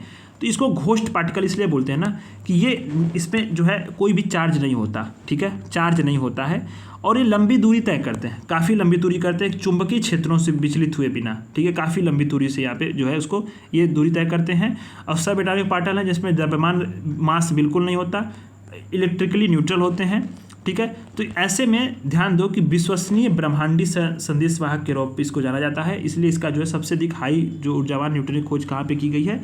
वैज्ञानिकों ने भूमध्य सागर में की है। तमिलनाडु के पास जो है पोट्टीथुली जो गाँव है वहाँ पे जो है, क्या नाम है उसका गाँव का, तो याद रखना आपको यहाँ पे पोट्टीपुरम गाँव में भारत भी यहाँ पे अपना प्रस्ताव रख रहा है। ग्रूक एलन मस्क की AI कंपनी ने नया AI चैटबॉट ग्रूक 3 लॉन्च किया। ग्रूक 4 भी लॉन्च हो चुका है। नया बता दूं जानकारी, ग्रूक 4 भी हो चुका है, ठीक है। इसमें कोई कुछ खास नहीं है। पहली बार IVF तकनीक से कंगारू भ्रूण का यहाँ पे विकास हुआ है। तो वैज्ञानिकों ने ऐतिहासिक सफलता प्राप्त करते हुए पहली बार इन विट्रो फर्टिलाइजेशन तकनीक का इस्तेमाल करके कंगारू भ्रूण तैयार किए हैं, ठीक है। यह इंपॉर्टेंट है। तो ऑस्ट्रेलिया के क्वींसलैंड यूनिवर्सिटी द्वारा यहाँ पे पूरा यहाँ पे काम किया गया है, तो उसके द्वारा बनाया गया और रिप्रोडक्शन फर्टिलिटी एंड डेवलपमेंट नामक पत्रिका में इसको प्रकाशित भी किया गया है, ठीक है। तो IVF तकनीक से कंगारू भ्रूण का यहाँ पे विकास किया गया है, ठीक है। IVF तकनीक अब तक जो है मनुष्यों और पालतू जानवरों में होती थी, लेकिन मार्सुपियल्स में भी इसका इस्तेमाल अब तक सीमित था, लेकिन अभी यहाँ पे जो है कंगारुओं के लिए भी इस्तेमाल यहाँ पे किया गया है। अंतरिक्ष प्रौद्योगिकी, भारत के शुभांशु शुक्ला वापस आ चुके हैं, तब मैं आपको पढ़ा रहा हूँ, हालांकि ये कवर पहले की है। AX4 मिशन के तहत ISS पे पहुंचने वाले पहले भारतीय बने हैं ग्रुप कैप्टन अंतरिक्ष यात्री शुभांशु शुक्ला, ठीक है। ये 3 यात्रियों के साथ फ्लोरिडा में नासा के कैनेडी स्पेस सेंटर से SpaceX के फाल्कन 9 रॉकेट पर नए ड्रैगन कैप्सूल में सवार होकर रवाना हुए थे, ठीक है। नेतृत्व कौन कर रही हैं? पूर्व अंतरिक्ष यात्री पेगी विटसन कर रही हैं, ठीक है। पायलट की भूमिका में है ये शुभांशु मिश्रा जो है, शुभांशु शुक्ला। और ये 14 दिन का प्रवास होगा। 7 वैज्ञानिक प्रयोग किए जाएंगे भारत द्वारा। 7 यहाँ पे डिजाइन किए गए प्रयोग होंगे, जैसे माइक्रोग्रेविटी, जीव विज्ञान और सामग्री विज्ञान से संबंधित है, ठीक है। रूस ने अंतरिक्ष स्टेशन से यान प्रक्षेपण संबंधी तकनीक का पेटेंट करा लिया है। याद रखना, अंतरिक्ष स्टेशन से यान प्रक्षेपण जो ये हो रहा है, इसका टेक्नोलॉजी का पेटेंट रूस कराया है। बहुत इंपॉर्टेंट है। स्पेस टेक्नोलॉजी में रूस फिर से लोहा मनवाया है।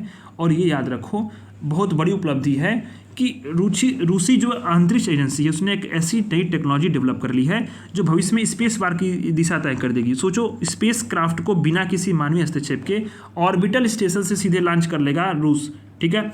और इतना ही नहीं, नए रूसी ऑर्बिटल मिशन की देखभाल इंसान नहीं बल्कि रोबोट करेंगे। तो ये काफ़ी अधिक हैरान करने वाली और एक नए युग की शुरुआत बताई जा रही है, ठीक है। और ये पूरा इसका पेटेंट भी रूस ने करा लिया है। ऑटोमेटिक स्पेस लॉन्च और रोबोटिक मैनेजमेंट मेंटेनेंस सिस्टम का पेटेंट करा लिया। दुनिया की पहली तकनीक हो गई है, ठीक है। तो बहुत इंपॉर्टेंट है। रूस 2030 तक मॉड्यूल बाई मॉड्यूल तरीके से अपना ऑर्बिटल स्टेशन तैयार करने की योजना पर तेजी से काम कर रहा है। और बताया कि रूसी ऑर्बिटल स्टेशन दुनिया का ऐसा पहला ड्रोन प्लेटफॉर्म बनेगा जो रख रखाव के लिए पूरी तरह रोबोट पर निर्भर होगा, ठीक है, रोबोट पे, ठीक है। और यहाँ पे ध्यान दो, रूस अपने रशियन ऑर्बिटल स्टेशन के निर्माण में जुड़ा हुआ है। 2033 के बीच में उसको जो है 27 से 2033 के बीच में उसको नियर पोलर ऑर्बिट में उसको तैनात कर देने की योजना भी है, ठीक है। EOS-9 के प्रक्षेपण का इसरो का 101वां जो मिशन था वो विफल हो गया था, ठीक है। PSLV C60 पहले किया गया था, C61 था PSLV का। पृथ्वी अवलोकन उपग्रह EOS-9 मिशन सफल नहीं हो पाया था। दूसरा संस्करण इसका चला था, लेकिन क्या हुआ कि लास्ट मिनट में यहाँ पे जो है थोड़ा सा 2 चरण काम किया, लेकिन तीसरा चरण में तकनीकी यहाँ पे खामियां आ गई थी। इस कारण से ये मिशन सफल नहीं हो पाया, ठीक है। एंटी टेररिस्ट ऑपरेशन, घुसपैठ, आतंकी संदिग्ध गतिविधियों का पता लगाने के लिए इसको जो है रिमोट सेंसिंग डेटा उपलब्ध करना इसका मुख्य उद्देश्य था, सफल नहीं हो पाया था, ठीक है। ये सारी चीज़ें हैं। अच्छा, नेक्स्ट आता है, क्षुद्र ग्रह से नमूने एकत्र करने के लिए चीन का तियानवेन-2 मिशन लॉन्च किया गया है। इंपॉर्टेंट है, पृथ्वी के निकट का जो एस्टेरॉइड है 216 HO3, इससे नमूने एकत्र करने और बाद में मुख्य बेल्ट धूमकेतु का पता लगाने के लिए तियानवेन-2 अंतर्ग्रही मिशन को लॉन्च किया। किसने? चीन ने लॉन्च किया है। उद्देश्य क्या है कि सौर मंडल की उत्पत्ति, ग्रहों के विकास के बारे में जो हमारी मानवता की समझ है इसके बारे में इसको समझ को गहरा करना है, ठीक है। अच्छा, उसे नमूने वापस लाने हैं मिशन के तहत क्षुद्र ग्रह से। 2027 तक ये वापस आ जाएगा, ठीक है। ये सारी चीज़ें हैं। और इसमें इंपॉर्टेंट बात है, तियानवेन-4 क्या करेगा? तियानवेन-3 था ये, तियानवेन-4 बृहस्पति और मानव युक्त चंद्र मिशन के भविष्य के गहरे अंतरिक्ष मिशनों के लिए अनुभव निर्माण करेगा, ठीक है। अवधि कितनी है इस मिशन की? 10 वर्ष अनुमानित है। नमूना लेकर कब तक वापसी होगा? 2027 तक जो है ये आ जाएगा, ठीक है। तियानवेन का अर्थ है चीन स्वर्ग के प्रश्न, चीनी कविता से प्रेरित है। 93 कहाँ उतरा था? मंगल ग्रह पे उतरा था। इसरो के सेमी क्रायोजेनिक इंजन के पावर हेड आर्टिकल का तीसरा हॉट परीक्षण सफल रहा है। इसरो ने 28 मई 2025 को महेंद्रगिरी स्थित प्रपल्सन कॉम्प्लेक्स में अपने सेमी क्रायोजेनिक इंजन के पावर हेड टेस्ट ऑप्टिकल का तीसरा हॉट सेंटर यहाँ पे उसने संपन्न कर लिया है, ठीक है। इंजन का वह हिस्सा होता है ये कि थ्रस्ट चैम्बर को छोड़कर बाकी सभी कंपोनेंट होते हैं, जैसे pre burner, low high pressure turbo pump, start system, नियंत्रण प्रणाली, ये सभी से जो प्रोपेलेंट होता है उसको ठीक करना, इग्निशन की प्रोसेस को शुरू करना है, स्टार्टअप को उसको रखना है, सारे प्रोसेस इसमें होते हैं। ये इंजन जो है लिक्विड ऑक्सीजन और स्पेस ग्रेड केरोसिन पे बेस्ड है, जो गैर विषैला है, सिक्योर है और दक्ष भी है, ठीक है। तो ये सारी चीज़ें हैं। नेक्स्ट हम लोग आते हैं, जापानी ऑटोमोबाइल कंपनी होंडा ने पुनः प्रयोज्य रीयूजेबल रॉकेट का सफल परीक्षण किया है। जापानी ऑटोमोबाइल कंपनी होंडा ने जापान के होकाइडो प्रांत है टाइकी टाउन में लॉन्च क्रेन से यहाँ पे रीयूजेबल रॉकेट का सफल लॉन्च और लैंडिंग किया है। अमेरिका और चीन के बाद पहली बार किसी कंपनी द्वारा पुनः प्रयोज्य रॉकेट यहाँ पे सफल परीक्षण किया गया है, ठीक है।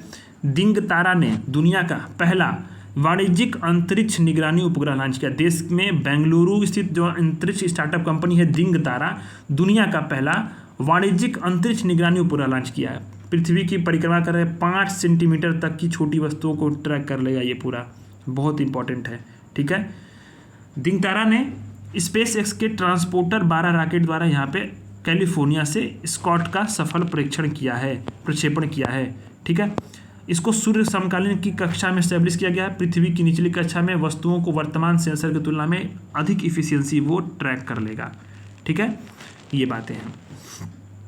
अच्छा, इसी में एक बात यह है कि बेंगलुरु स्थित एक अन्य अंतरिक्ष स्टार्टअप है पिक्सन के 3 फायरफ्लाई उपग्रह स्पेस एक्स के ट्रांसपोर्टर 12 रॉकेट से प्रक्षेपित किए गए हैं, जो 30 मीटर मानक से 6 गुना अधिक है। ठीक है, दक्ष है। ठीक है, याद रखना यहाँ पे 6 गुना अधिक दक्ष है 30 मीटर मानक से। और फायरफ्लाई दुनिया का सर्वाधिक रिजोल्यूशन वाला व्यावसायिक स्तर पे हाइपर स्पेक्ट्रल उपग्रह समूह है। तो जो स्पेस में निजी सेक्टर को हम लोगों ने बढ़ावा दिया, स्पेस टेक्नोलॉजीज़ में इनोवेशंस के स्टार्टअप्स को बढ़ावा दे रहे हैं, उसका हमें फ़ायदा भी देखने को मिल रहा है कि नए नए इन्वेंशंस, नए नए जो चीज़ें हैं वो हमारे जो स्टार्टअप्स हैं वो कर रहे हैं।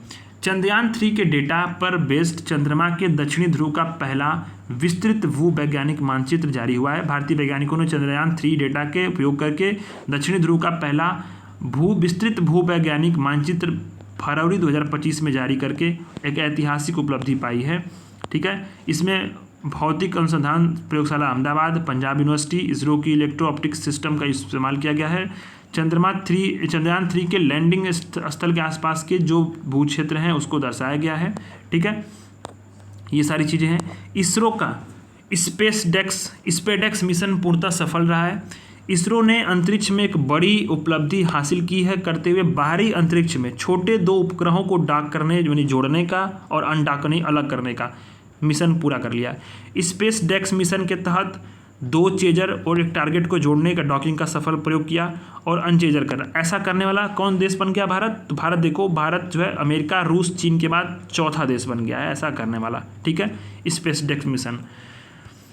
अच्छा, ये बहुत इंपॉर्टेंट है। ये जो पूरा डॉकिंग अनडॉकिंग की जो प्रोसेस होती है ना, हमें पूरे ये जो अंतरिक्ष स्पेस स्टेशन है पूरे भविष्य में, जैसे हमें खुद का अपना अंतरिक्ष केंद्र बनाना है, तो ये चंद्रमा से नमूने लाने के लिए बहुत अधिक आवश्यक है।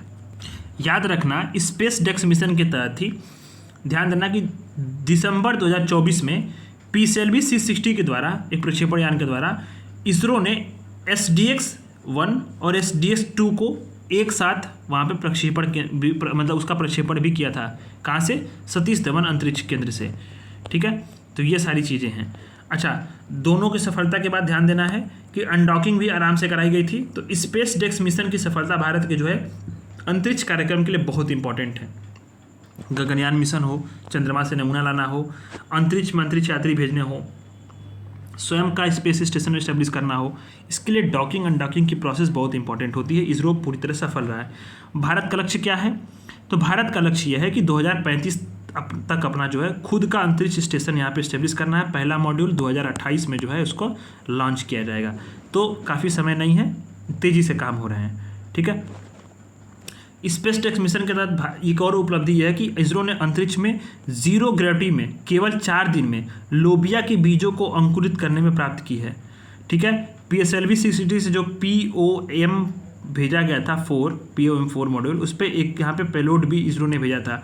तो लोबिया के बीजों को अंकुरित करने में यहाँ पे सफलता मिली है। ठीक है, क्रॉप्स ने जो क्रॉप्स का डिजाइन किया गया था इस विक्रम साराभाई केंद्र अंतरिक्ष केंद्र में, अंतरिक्ष में 0 ग्रेविटी में 4 दिन में यहाँ पे अंकुरित करा दिया था। ठीक है, क्रॉप्स पेलोड एक क्या है? उन्नत स्वचालित प्रणाली है। 0 ग्रेविटी की स्थिति में भी बीज अंकुरण पौधे की स्टेबिलिटी के अध्ययन के लिए कहाँ इसको डेवलप किया गया है? तो विक्रम साराभाई अंतरिक्ष केंद्र में यहाँ पे विकसित किया गया है। पालक की कोशिकाओं का भी यहाँ पे जो है अध्ययन इसके तहत किया गया था, क्रॉप्स। ठीक है, तो क्रॉप्स जो है उसका क्रॉप्स का प्रयोग जो है अंतरिक्ष में भोजन को उगाने की दिशा में इंपॉर्टेंट उपलब्धि यहाँ पे है। ठीक है, तो ये सारी चीज़ें यहाँ पे बताई गई हैं। अच्छा, PSLV C60 द्वारा POM4 के मॉड्यूल पर पहला अंतरिक्ष रोबोटिक आर्म के सफल संचालन की उपलब्धि भी इसरो ने इस मिशन में पाई। तो काफ़ी अधिक जो है यहाँ पे उपलब्धियाँ यहाँ पे मिली हैं। जो मेन चीज़ें हैं हाईलाइटेड वो मैंने करा दी। सुनीता विलियम्स की ड्रैगन कैप्सूल से धरती पर सफल वापसी हुई थी, गई थी 9 दिन के लिए और या 8 दिन के लिए और 9 महीने से वहाँ पे फंस गई थी। तो वही जो है आपका जो स्पेस एलन मस्क की कंपनी स्पेसएक्स है, उसने ड्रैगन कैप्सूल Q9 के तहत जो है उनको 4 अंतरिक्ष यात्रियों को फ्लोरिडा में यहाँ पे लैंड कराया, ठीक है, वापस लाया। इसरो ने अंतरिक्ष अनुप्रयोगों के लिए स्वदेशी 32 बीट माइक्रो प्रोसेसर विकसित किया है। इसरो ने 2 उन्नत 32 बीट माइक्रो प्रोसेसर विक्रम 3201 और कल्पना 3201 का सफल विकास घोषणा किया है। ये अंतरिक्ष के अनुप्रयोगों के लिए तैयार किया गया प्रोसेसर को। हाई जो रिलायबिलिटी वाली जो अंतरिक्ष प्रौद्योगिकी है उसमें भारत की आत्मनिर्भरता बढ़ रही है, ये चीज़ें दिखाती हैं, ठीक है। भारत में पूर्णतः निर्मित पहला 32 बीट माइक्रो प्रोसेसर है जिसका प्रक्षेपण वाहनों में प्रयोग किया जाएगा। कहाँ किया गया इसका निर्माण? तो इसरो के विक्रम साराभाई अंतरिक्ष केंद्र द्वारा चंडीगढ़ स्थित जो सेमीकंडक्टर का एक लैब है उसमें सहयोग से यहाँ पे किया गया है, ठीक है। अच्छा, कल्पना जो है इसे open source software tool set के साथ इसको जो है संगत बनाया गया है, ऐसा ताकि जो है जो ये उड़ान सॉफ्टवेयर के साथ भी इसका इस्तेमाल हो सके और एक तरह से सिमुलेटर के रूप में इंटीग्रेटेड जो पूरा कमांड सेंटर है उसको यहाँ पे ये सही बताएं तो इसको माइक्रो प्रोसेसर इसमें इस्तेमाल किया जाएगा। और ये हमारा जो इंडिजिनियस टेक्नोलॉजीज़ हैं ये काफ़ी इंपॉर्टेंट होंगी हमारे जो स्पेस के और अन्य जो अंतरिक्ष के स्पेस स्टेशन हैं, तमाम चीज़ें हैं, इसरो के जो अन्य अनुसंधान होंगे, ये प्रोसेसर काफ़ी इंपॉर्टेंट रोल अदा करने वाले हैं, ठीक है। तो ये सारी चीज़ें हैं। वैज्ञानिकों ने आकाशगंगा के चारों ओर आइंस्टीन रिंग की खोज की है। यूरोपीय अंतरिक्ष एजेंसी ने यहाँ पे आकाशगंगा के चारों ओर यहाँ पे आइंस्टीन रिंग की खोज की है, ठीक है। यूक्लिड अंतरिक्ष दूरबीन ने 590 मिलियन वर्ष दूर स्थित जो है आकाशगंगा के चारों ओर एक आइंस्टीन रिंग की खोज की है। गोलाकार प्रकाश संरचना है, ये कैसे बना है? तो जो गुरुत्वीय लेंसिंग होती है उसके कारण बना है, ठीक है। ये सारी चीज़ें हैं। और ये होता क्या है कि विशाल खगोलीय पिंड जो होता है या आकाशगंगा गुरुत्वाकर्षण से जो होता क्या है, किसी दूरस्थ वस्तु से आने वाली प्रकाश जो होती है मुड़ जाती है, जो ग्रेविटी उससे प्रकाश मुड़ गया, तो इसी कारण से एक रिंग का निर्माण हो जाता है, एक वलय का। उसी को यहाँ पे जो है आइंस्टीन रिंग बोला गया, ठीक है। आइंस्टीन यहाँ पे रिंग यहाँ पे बोला गया उसको। अच्छा, नेक्स्ट आता है हम लोग नासा के चंद्र मिशन लूनर ट्रेल ब्लेजर की चांद के दक्षिणी ध्रुव पर सफल लैंडिंग हुई है। तो नासा के कैनेडी स्पेस सेंटर से चांद की सतह पर पानी की खोज के लिए विशेष अंतरिक्ष यान को लॉन्च किया गया था फाल्कन 9 रॉकेट की मदद से, ठीक है। लूनर ट्रेल ब्लेजर को अंतरिक्ष में भेजा गया, ठीक है। अनेक तकनीकी समस्याएं आ रही हैं। इस मिशन में एथेना नाम का मून लैंडर भी है जो दक्षिणी चांद के दक्षिणी हिस्से में मोन्स मूटन पठार पे लैंड न करके 20 फुट दूर लैंड किया है, ठीक है। और इसका यहाँ पे ध्यान देना है कि उसका इस चांद पर जो जल की संभावना की खोज करने के लिए, पूरा यहाँ पे पानी की खोज करने के लिए लॉन्च किया गया था, ठीक है। ये सारी चीज़ें हैं। नोकिया की 4G की मदद से यहाँ पे ध्यान देना है, मिशन को मोबाइल नेटवर्क और चंद्रमा पर संसाधनों के प्रयोग का परीक्षण भी करना है, तो इम्पॉर्टेंट है ये, ठीक। फायरफ्लाई के ब्लू घोस्ट मिशन की चंद्रमा पे सफल लैंडिंग हुई है। तो अमेरिकी कंपनी फायरफ्लाई एरोस्पेस ने अपने ब्लू घोस्ट मिशन 1 को चांद पर सफलतापूर्वक लैंड किया है। चांद पर सीधा उतरने वाला और पहला और निजी सेक्टर का दूसरा मिशन बना है, ठीक है। 2024 में इन्यूटिव मशीन्स का ओडिसियन लैंडर चंद्रमा पर उतरा था। इस मिशन का उपनाम क्या है? Ghost rider in the sky, ठीक है। स्पेस एक्स के फाल्कन 9 रॉकेट द्वारा इसको लॉन्च किया गया था। चांद के उत्तर पूर्व में से ज्वालामुखी संरचना मांस लेटरी से उसके पास उतरा और ब्लू घोस्ट कैलेंडर का नाम जो क्या है? गोल्डन नाम है, ठीक है।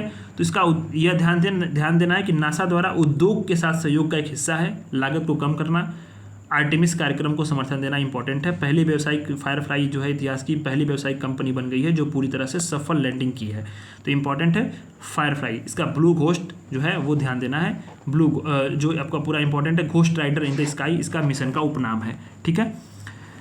10 वैज्ञानिक उपकरण है। इसरो ने दुनिया का सबसे बड़ा 10 टन प्रणोदक मिक्सर का अनावरण किया है। इसरो ने बड़ी टेक्नोलॉजी जो एक सक्सेस के तहत ठोस रॉकेट मोटर्स के लिए दुनिया का सबसे बड़ा 10 टन प्रणोदक मिक्सर का अनावरण किया है। सतीश धवन अंतरिक्ष केंद्र के बेंगलुरु में केंद्रीय विनिर्माण प्रौद्योगिकी संस्थान के सहयोग से इस मिक्सर को डिजाइन किया गया है। दुनिया का सबसे बड़ा ठोस प्रणोदक मिश्रण उपकरण है, ठीक है। रॉकेट लॉन्च के लिए जो आवश्यक ठोस प्रणोदक सामग्री के सटीक और सुरक्षित मिश्रण को सुनिश्चित करता है। अंतरिक्ष में आत्मनिर्भर भारत की पहल है और ये करेगा क्या? जो उन्नत प्रणाली मोटर उत्पादन में बेहतर प्रोडक्टिविटी, गुणवत्ता और सुरक्षा की वादा करता है, ठीक है। ये सारी चीज़ें हैं, बहुत है, मील का पत्थर साबित होगा। स्पेस एक्स का Fram 2 mission Fram two mission जो है स्पेस एक्स का, वो एक स्पेस एक्स ने एक ऐतिहासिक उपलब्धि हासिल करते हुए फ्रेम टू मिशन को सफलतापूर्वक लॉन्च किया है। पृथ्वी की जो ध्रुवीय कक्षा है उसमें जाने वाला पहला मानव अंतरिक्ष मिशन है स्पेस एक्स का। कौन सा मिशन है? फ्रेम टू मिशन, ध्रुवीय कक्षा में जाने वाला पहला मानव अंतरिक्ष मिशन है। ठीक है, फाल्कन 9 रॉकेट से इस नासा के उसको भेजा गया। उद्देश्य क्या है कि मानव अंतरिक्ष अनुसंधान को आगे बढ़ाना है। 22 प्रयोग किए जाएंगे। एक्सरे परीक्षण, माइक्रोग्रेविटी, पहली बार इसमें अध्ययन, यहाँ पर माइक्रोग्रेविटी में मशरूम उगाने का अध्ययन इसमें है। ठीक है, ध्यान देना है, आज तक कोई भी इंसान अंतरिक्ष से दोनों ध्रुवों के ऊपर उड़ान नहीं भर पाया है। होता क्या है कि काफ़ी ईंधन की जरूरत पड़ती है और संभव मिशन इस मिशन से संभव हो पाएगा। कमान किसके पास है? चुंगवांग के पास है। ठीक है, ये सारी चीज़ें हैं और याद रखना है स्पेस एक्स का ये पूरा मिशन है फ्रेम 2। ठीक है, लॉन्च किया गया है पृथ्वी की ध्रुवीय कक्षा में, ध्रुव जो, ठीक है, ध्रुवीय कक्षा में जो है उस पर जाने वाला पहला मानव अंतरिक्ष मिशन है।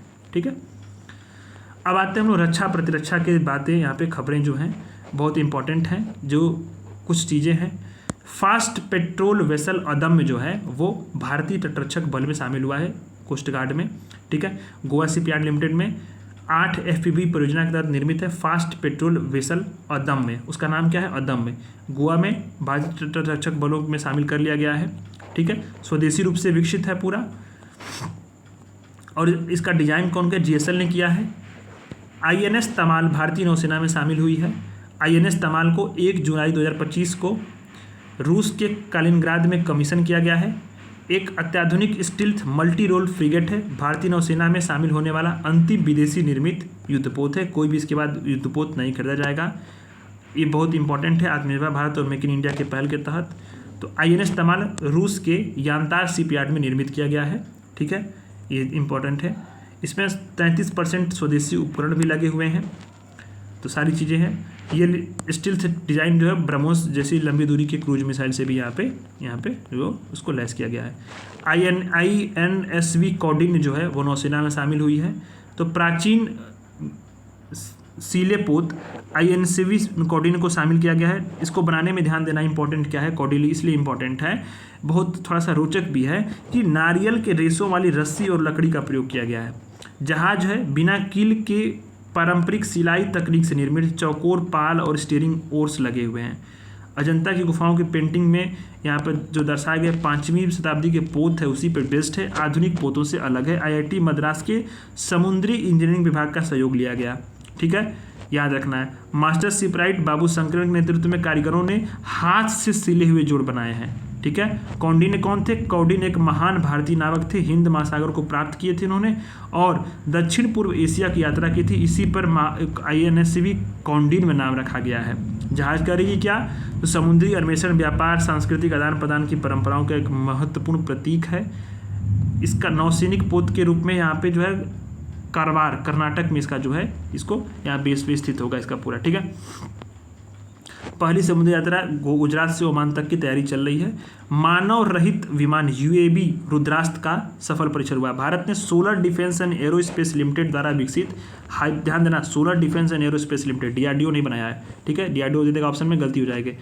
Hybrid vertical take off and landing मानव रहित UAV वाहन रुद्रास्त्र, क्या नाम है? रुद्रास्त्र। रुद्रास्त्र का क्या क्या है? सफलतापूर्वक परीक्षण किया गया है। ठीक है, vertical take off. Fast patrol vessel Achal का जलावतरण हुआ है। भारतीय तटरक्षक बल द्वारा गोवा शिपयार्ड लिमिटेड द्वारा निर्मित किए जा रहे 8 जहाज़ों की श्रृंखला थी, उसके 5वां फास्ट पेट्रोल वेसल अचल का जो है गोवा में जलावतरण किया गया है। ठीक है, तो ये बातें हैं, इसमें और कुछ नहीं है। स्वदेशी ग्लाइड बम गौरव का सफल परीक्षण किया। कौन बनाया है? DRDO बनाया है। कौन बनाया है? DRDO बनाया है। ठीक है, इसने स्वदेशी रूप से विकसित लंबी दूरी के ग्लाइड बम गौरव के सफल परीक्षण किए हैं। कहाँ से? सुखोई M30 से MKI से किए गए, सुखोई बम जो लड़ाकू विमान उसमें। ठीक है, इसकी पूरे DRDO की जो हैदराबाद स्थित जो रिसर्च सेंटर है आर्मेड और आयुध अनुसंधान विकास प्रतिष्ठान और एकीकृत परीक्षण केंद्र चांदीपुर द्वारा यहाँ पे डिजाइन किया गया है। ठीक है, गौरव बम। भारत का पहला स्वदेशी एंटी सबमरीन अर्नाला नौसेना में शामिल हुआ है। एंटी सबमरीन वारफेयर जो शहर है वो अर्नाला नौसेना में शामिल हुए। ठीक है, भारतीय नौसेना के बेड़े में शामिल हो गया है। भारत की नौसैनिक क्षमताओं में बड़ा बदलाव लाने के साथ जो है तटीय सुरक्षा को मजबूत भी करेगा। ठीक है, अरनाला, ये भारत की अरनाला जो है वसई स्थित बहुत समृद्ध समुद्री विरासत भी है। तो ये अरनाला हमें INS अरनाला याद रखनी है, शामिल हुआ है। ठीक है, और ये ध्यान दो कि इसमें भारत इलेक्ट्रॉनिक लिमिटेड, भेल, L&T, महिंद्रा डिफेंस, अनेक जो प्रमुख रक्षा फर्म उसकी टेक्नोलॉजी यहाँ पे इस्तेमाल की गई है इस पूरे जहाज में। एंटी सबमरीन अरनाला जो है स्वदेशी है। और garden rich ship builder engineer limited, Cochin shipyard limited में निजी जहाज जो है पुराने हो चुके, जो अभय श्रेणी के कॉर्वेट हैं उसकी जगह लेंगे, तो इंपॉर्टेंट है। आदर्श वाक्य है अरनावे शौर्यम या महासागर में वीरता, इंपॉर्टेंट है इसका, इसलिए क्योंकि ये पहली स्वदेशी एंटी सबमरीन अरनाला है, पहली है, इसलिए थोड़ा सा ध्यान देना इस पे चीज़ों को। ध्यान क्या देना है, तो ध्यान देना ये है कि एंटी सबमरीन है और पहला है स्वदेशी, अरनाला नाम है इसका। ठीक है, INS अरनाला। ठीक है, बस ये सारी बस इतना ही याद रखो, इससे अधिक नहीं। इसका आदर्श वाक्य भी याद रख सकते हो। VLSR SAM मिसाइल का सफल परीक्षण हुआ, किसने किया है? DRDO ने किया है।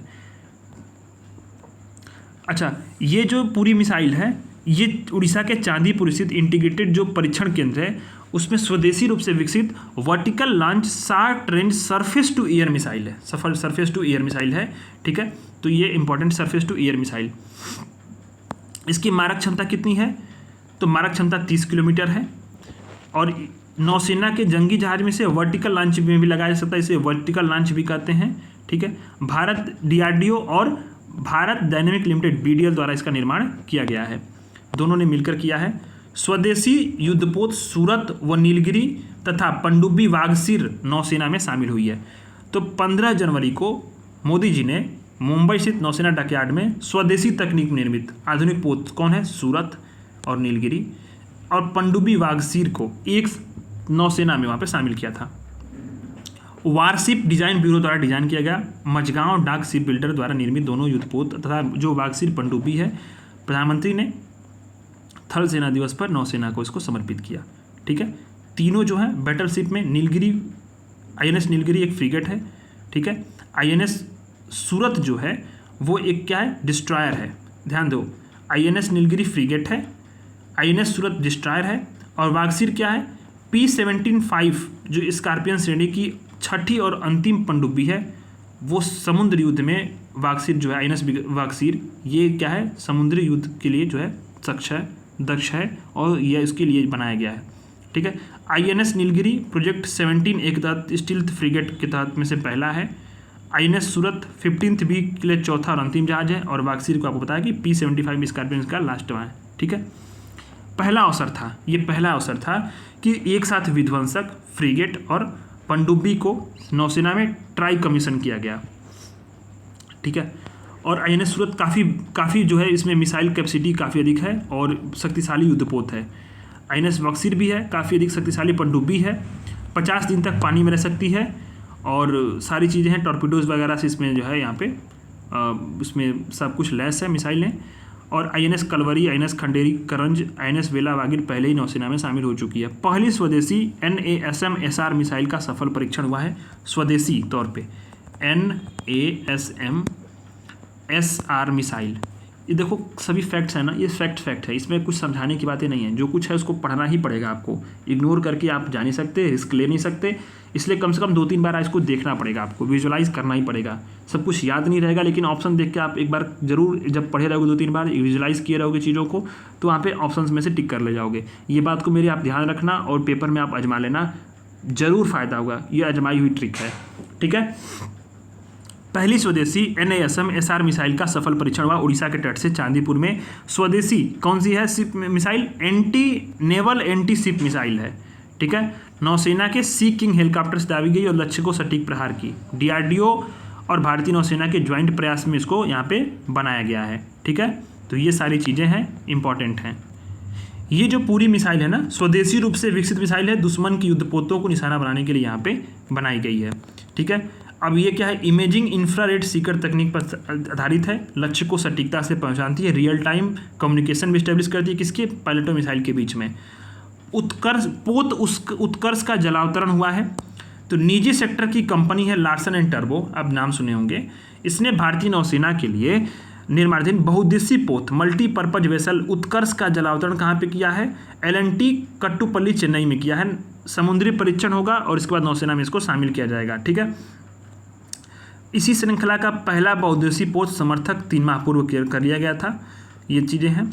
युद्धपोत तपस्या का जलावतरण हुआ है तो गोवा शिपयार्ड लिमिटेड द्वारा प्रोजेक्ट 1135 के तलवार श्रेणी के युद्धपोत तपस्या को 22 मार्च को लॉन्च किया गया था। ठीक है, तपस्या कौन है? तो महाभारत के महान योद्धा भीम की गदा उससे प्रेरित है। ठीक है, याद रखना, तपस्या भारतीय नौसेना की अट्टू शक्ति है और इसका प्रतीक का ये पूरा जो ताकत का प्रतीक है सारी चीज़ें। तो ये जो है गोवा शिपयार्ड लिमिटेड द्वारा युद्धपोत तपस्या का यहाँ पे जलावतरण कर लिया गया है। ठीक है, ये सारी चीज़ें हैं। इसी जो पूरा प्रोजेक्ट है, इसके पहले प्रोजेक्ट ध्यान देना है कि इसके तहत 2 युद्धपोत का निर्माण था इस पूरे प्रोजेक्ट के तहत। ठीक है, तो पूरे प्रोजेक्ट में 2 में एक पहले जहाज कौन था? त्रिपुत, उसके बाद तपस्या और त्रिपुत। भारतीय सेना में रोबोटिक डॉग्स म्यूल्स, थल सेना ने पहली बार रोबोटिक कुत्तों की यूनिट शामिल की है, बहुत इंपॉर्टेंट है। रोबोडॉग्स, जिसे क्या नाम रखा गया है? संजय नाम रखा गया है रोबोटिक्स डॉग्स का। ये म्यूल है, मल्टी यूटिलिटी लेज इक्विपमेंट है, छोटे हथियारों से लैस है, दुश्मन की उपस्थिति भाप लेते हैं और हमला कर देते हैं। जहाँ सैनिक नहीं पहुँच पाते वहाँ भी पहुँच जाते हैं। ये 360 डिग्री कैमरों से लैस हैं। 12 किलोग्राम इसकी पेलोड क्षमता है, 12 किलोग्राम। ठीक है, और एक बार चार्ज करेंगे 20 घंटे तक इस्तेमाल कर सकते हैं, 16 से 20 घंटे, 40 डिग्री टेम्परेचर में भी काम कर सकते हैं। तो बहुत इंपॉर्टेंट है ये सारी चीज़ें। स्वदेशी टैंक मिसाइल नाग MK2 का सफल परीक्षण हुआ। DRDO ने स्वदेशी तीसरी पीढ़ी की anti tank fire and forget guided missile Nag MK2 का सफल परीक्षण कहाँ किया? राजस्थान के पोखरण में किया है। मिसाइल के 3 परीक्षण किए गए थे। मिसाइल ने अधिकतम और न्यूनतम रेंजों को सटीक रूप से नष्ट कर दिया था। ठीक है, तो ये सारी चीज़ें हैं, हमें याद रखना है और पूरी तरह से अब भारतीय सेना में शामिल हो जाएगी। भारतीय नौसेना ने बार्ज LSAMII का शुभारंभ किया है। भारत ने अपने 8वें मिसाइल कम अम्यूशन बार्ज LASM-11 का शुभारंभ किया। यह जो आयोजन था मीरा भाईदर महाराष्ट्र में था। सेकोंग इंजीनियरिंग प्रोजेक्ट लिमिटेड के लॉन्च स्थल पर संपन्न हुआ था। नई MCA बार्ज की तैनाती से क्या होगा? नौसेना की जो लॉजिस्टिक सपोर्ट है, ऑपरेशनल कैपेसिटी है, वो बढ़ेगी। ठीक है, LASM-11 उन 8 MCA में से बार्ज में से एक है जो नौसेना की आवश्यकताओं को पूरा करने का होता है। इन बार्जों का काम क्या है कि गोला बारूद और अन्य जहाज की आपूर्ति को भारतीय नौसेना के जहाज़ों और बाहरी बंदरगाहों तक पहुंचाना होता है। लॉजिस्टिक सपोर्ट के लिए बहुत इंपॉर्टेंट ये रोल निभाते हैं। ठीक है, तो सारी चीज़ें हैं। अब जो ये MCA बार्ज है, ये LASM-11 सहित रक्षा मंत्रालय और सेकोंग इंजीनियरिंग प्रोजेक्ट लिमिटेड के बीच में एक कॉन्ट्रैक्ट किया गया था। ठीक है, स्वदेशी निर्माण को बढ़ाने के लिए, और ये सारी चीज़ का परीक्षण भी हुआ था। तो ये इस तरह से हम लोगों ने पूरा पढ़ा और ये सारी चीज़ें खबर ख़त्म हो चुकी हैं जो फैक्चुअल एकदम आप पढ़ रहे थे। जानता हूँ बोर हो गए होंगे, लेकिन मजबूरी है आपकी याद करना, पढ़ना फैक्चुअल ही है। सब लोग ऐसे ही पढ़ते हैं, हमने भी ऐसे ही पढ़ा, फिर 2-3 बार उसको विजुलाइज किया, 2-3 बार रिवीजन किया, चीज़ें जो हैं वो मैनेज हो जाती हैं। ऑप्शंस देख के आप पेपर में उसको सही कर लोगे। ठीक है, लेकिन हाँ, बशर्ते आप सब कॉन्शियस माइंड में थोड़ा सा बैठाना, उसको समझने की कोशिश करना, बार बार रिवीजन करना। अभी आते हैं हम लोग कुछ नवीनतम पुस्तकें, कुछ ऐसी किताबें जो हाल फिलहाल में आई हैं और हमारे लिए काफ़ी इंपॉर्टेंट हैं। The one cricket my life and more, पूर्व क्रिकेटर शिखर धवन की किताब है। Ready relevant and resurgent, a blueprint for the transformation of India's military, कौन लिखा इसने? हमारे CDS अनिल चौहान ने लिखा, तो बहुत इंपॉर्टेंट है। Billion butterflies, a life in climate and chaos theory, कौन लिखा है? डॉक्टर जगदीश शुक्ला। बटरफ्लाई का नाम आएगा तो। जनता की कहानी मेरी आत्मकथा, श्री बंडारू जी हैं, हरियाणा के राज्यपाल। ठीक है, प्रजाला काथे न आत्मकथा, तेलुगु में लिखी गई है, बंडारू दत्तात्रेय की आत्मकथा। Win the battle of your mind, scroll less read more. ठीक है, ये बहुत इंपॉर्टेंट है। आज के जो सोशल मीडिया के समान ज़माने में जो रील, शॉर्ट्स, इंस्टाग्राम तमाम चीज़ें चल रही हैं, उसके ज़माने में लिखा गया कि win the battle of your mind, scroll less, ठीक है, और read more. Doctor Rita Ram Murthy Gupta द्वारा लिखा गया है, रीता राम गुप्ता द्वारा। The diary of the cricketer wife, Cheteshwar Pujara की पत्नी है, पूजा पुजारा द्वारा। Indira Gandhi and the year that's transform India's, Srinath Raghavan द्वारा। India's 500 year of the history, Audrey Truschke. Modi's Niti Shastra, the world his oyster, आदिश श्री अग्रवाल, मोदी जी पे कोई किताब लिखी आती है इंपॉर्टेंट होती है, Aadish Shri Agarwal. The woman who ran AIIMS, the memories of the medical pioneer, Sneh Bhargava द्वारा लिखा गया। Secret dealing of the Israel, Iran and US, Trita Parsi द्वारा लिखा गया है। The chief minister and the spy, AS Dulat राव के पूर्व जो प्रमुख है उनके द्वारा किताब लिखी गई है। आवर लिविंग कॉन्स्टिट्यूशन कौन लिखा है, शशि थरूर। तो इनके किताबों को आप जो है स्टार मार्क करना, शशि थरूर लिखे हैं तो सवाल पूछते हैं। शशि थरूर कंटेम्प्रेरी काफ़ी चर्चा में भी थे तो सवाल पूछा सकता है। क्या लिखे उन्होंने, लिखा है वो किताब our living constitution. A great big beautiful life, Emily Henry ने लिखा है। In pursuit of democracy, Najma Heptulla ने लिखा है, बहुत इंपॉर्टेंट है। द इमरजेंसी डायरीज, हाल ही में अमित शाह ने लिखा है, ठीक है, हाल ही में Amit Shah, the emergency diaries, इसको अमित शाह ने लिखा नहीं, अमित शाह द्वारा विमोचन किया गया था, ठीक है, इसका विमोचन किया गया था, सॉरी यहाँ पे एक मिस्टेक हो गई, मुझे भी लगा कि अमित शाह कब किताब लिखने लगे, लेकिन इनके द्वारा विमोचन किया गया था। और मोदी जी के विचारात्मक विकास और आपातकाल के उनका जो भूमिगत संघर्ष था उसमें यहाँ पे चित्रित किया गया है। How India scaled MTG20, NITI Aayog के पूर्व CEO अमिताभ कांत के द्वारा लिखा गया है। कर्मा चाइल्ड, इन भारतीय सिनेमा के सर्वश्रेष्ठ शोमैन की कहानी, सुभाष घई ने लिखा है, सुविन सिन्हा ने लिखा है। द महात्मा मैनिफेस्टो, राजेश तलवार की किताब है। कर्मयोगिनी वीरांगना, महिला आयोग की अध्यक्षता विजया रहाटकर के द्वारा लिखा गया है। The new icon, Savarkar and the fact, Arun Shourie की किताब है, बहुत इंपॉर्टेंट है ये। अरुण शौरी जो है इंडिया टुडे ग्रुप के शायद है ना, हाँ वो इंडिया टुडे ग्रुप के, new icon Savarkar and the fact उनकी किताब है। आई एम किसकी किताब है, तो हिंदुजा समूह के जो अध्यक्ष हैं श्री गोपीचंद्र पी गोपीचंद हिंदुजा ग्रुप के जो चेयरमैन अध्यक्ष हैं, प्रेसिडेंट हैं, IM उनके द्वारा लिखी गई है। Life on Mars, collective story, ठीक है, नमिता गोखले द्वारा लिखी गई है। नमिता की 15 कहानियों का संग्रह है, प्रेम, भाग्य और मानव जैसे विषयों की पड़ताल करती है, ठीक है। 2 पुस्तकखंड, love and the under deferments और the mirror of the Mahabharata में विभाजित है। दिया सलाई आत्मकथा है, इंपॉर्टेंट बात है, ये कैलाश सत्यार्थी ने लिखी है, नोबेल पुरस्कार शांति विजेता रह चुके हैं। दिया सलाई आत्मकथा उनकी, ठीक है, तो ये इंपॉर्टेंट, इसको स्टार मार्क करना, एक शशि थरूर को स्टार मार्क करना। मार्च ऑफ ग्लोरी, हॉकी के पत्रकार अरुमुगम और एरोल डी क्रूज द्वारा लिखा गई है, ठीक है, तो इंपॉर्टेंट है। 1975 हॉकी विश्व कप की स्वर्ण जयंती के उपलक्ष्य पर लिखी गई है। पुस्तक का विमोचन 18 मार्च 2025 को हॉकी इंडिया के अध्यक्ष किसने किया था, दिलीप तिर्की ने किया था, ठीक है, इसका विमोचन किया था। तो मार्च ऑफ ग्लोरी, हॉकी के पत्रकार अरुमुगम और एरोल डी क्रूज के द्वारा लिखा गया है। तो ये कुछ किताबें थी जो पिछले 6 महीनों में जो इंपॉर्टेंट थी, जो खबरों में रही थी, और इनको बार बार आप पढ़ लेना, यहाँ से चीज़ें कवर हो जाएंगी। इस तरह से हम लोगों ने घटनासार के अर्धवार्षिकी के 6 महीने के जो इंपॉर्टेंट छोटे छोटे खबरें थी उसको हम लोगों ने कवर कर लिया है। अब इससे अधिक बाहर सवाल नहीं आएगा, इसी को बार बार रिवीजन करना है। इससे बाहर आएगा भी तो जो आएगा वो कोई नहीं, किसी को नहीं आएगा, सीधी बात है, जो आपको आएगा वो सबको आएगा। तो इतना मतलब आपको कॉन्फिडेंस लेके चलना है, ठीक है। बार बार रिवीजन करोगे, मेमोराइज करोगे चीज़ों को, तो वो आपके सब कॉन्शियस माइंड में बैठा रहेगा। ऑप्शंस जब आप देखोगे पेपर में तो वहाँ से चीज़ें सॉल्व हो जाएंगी, ठीक है।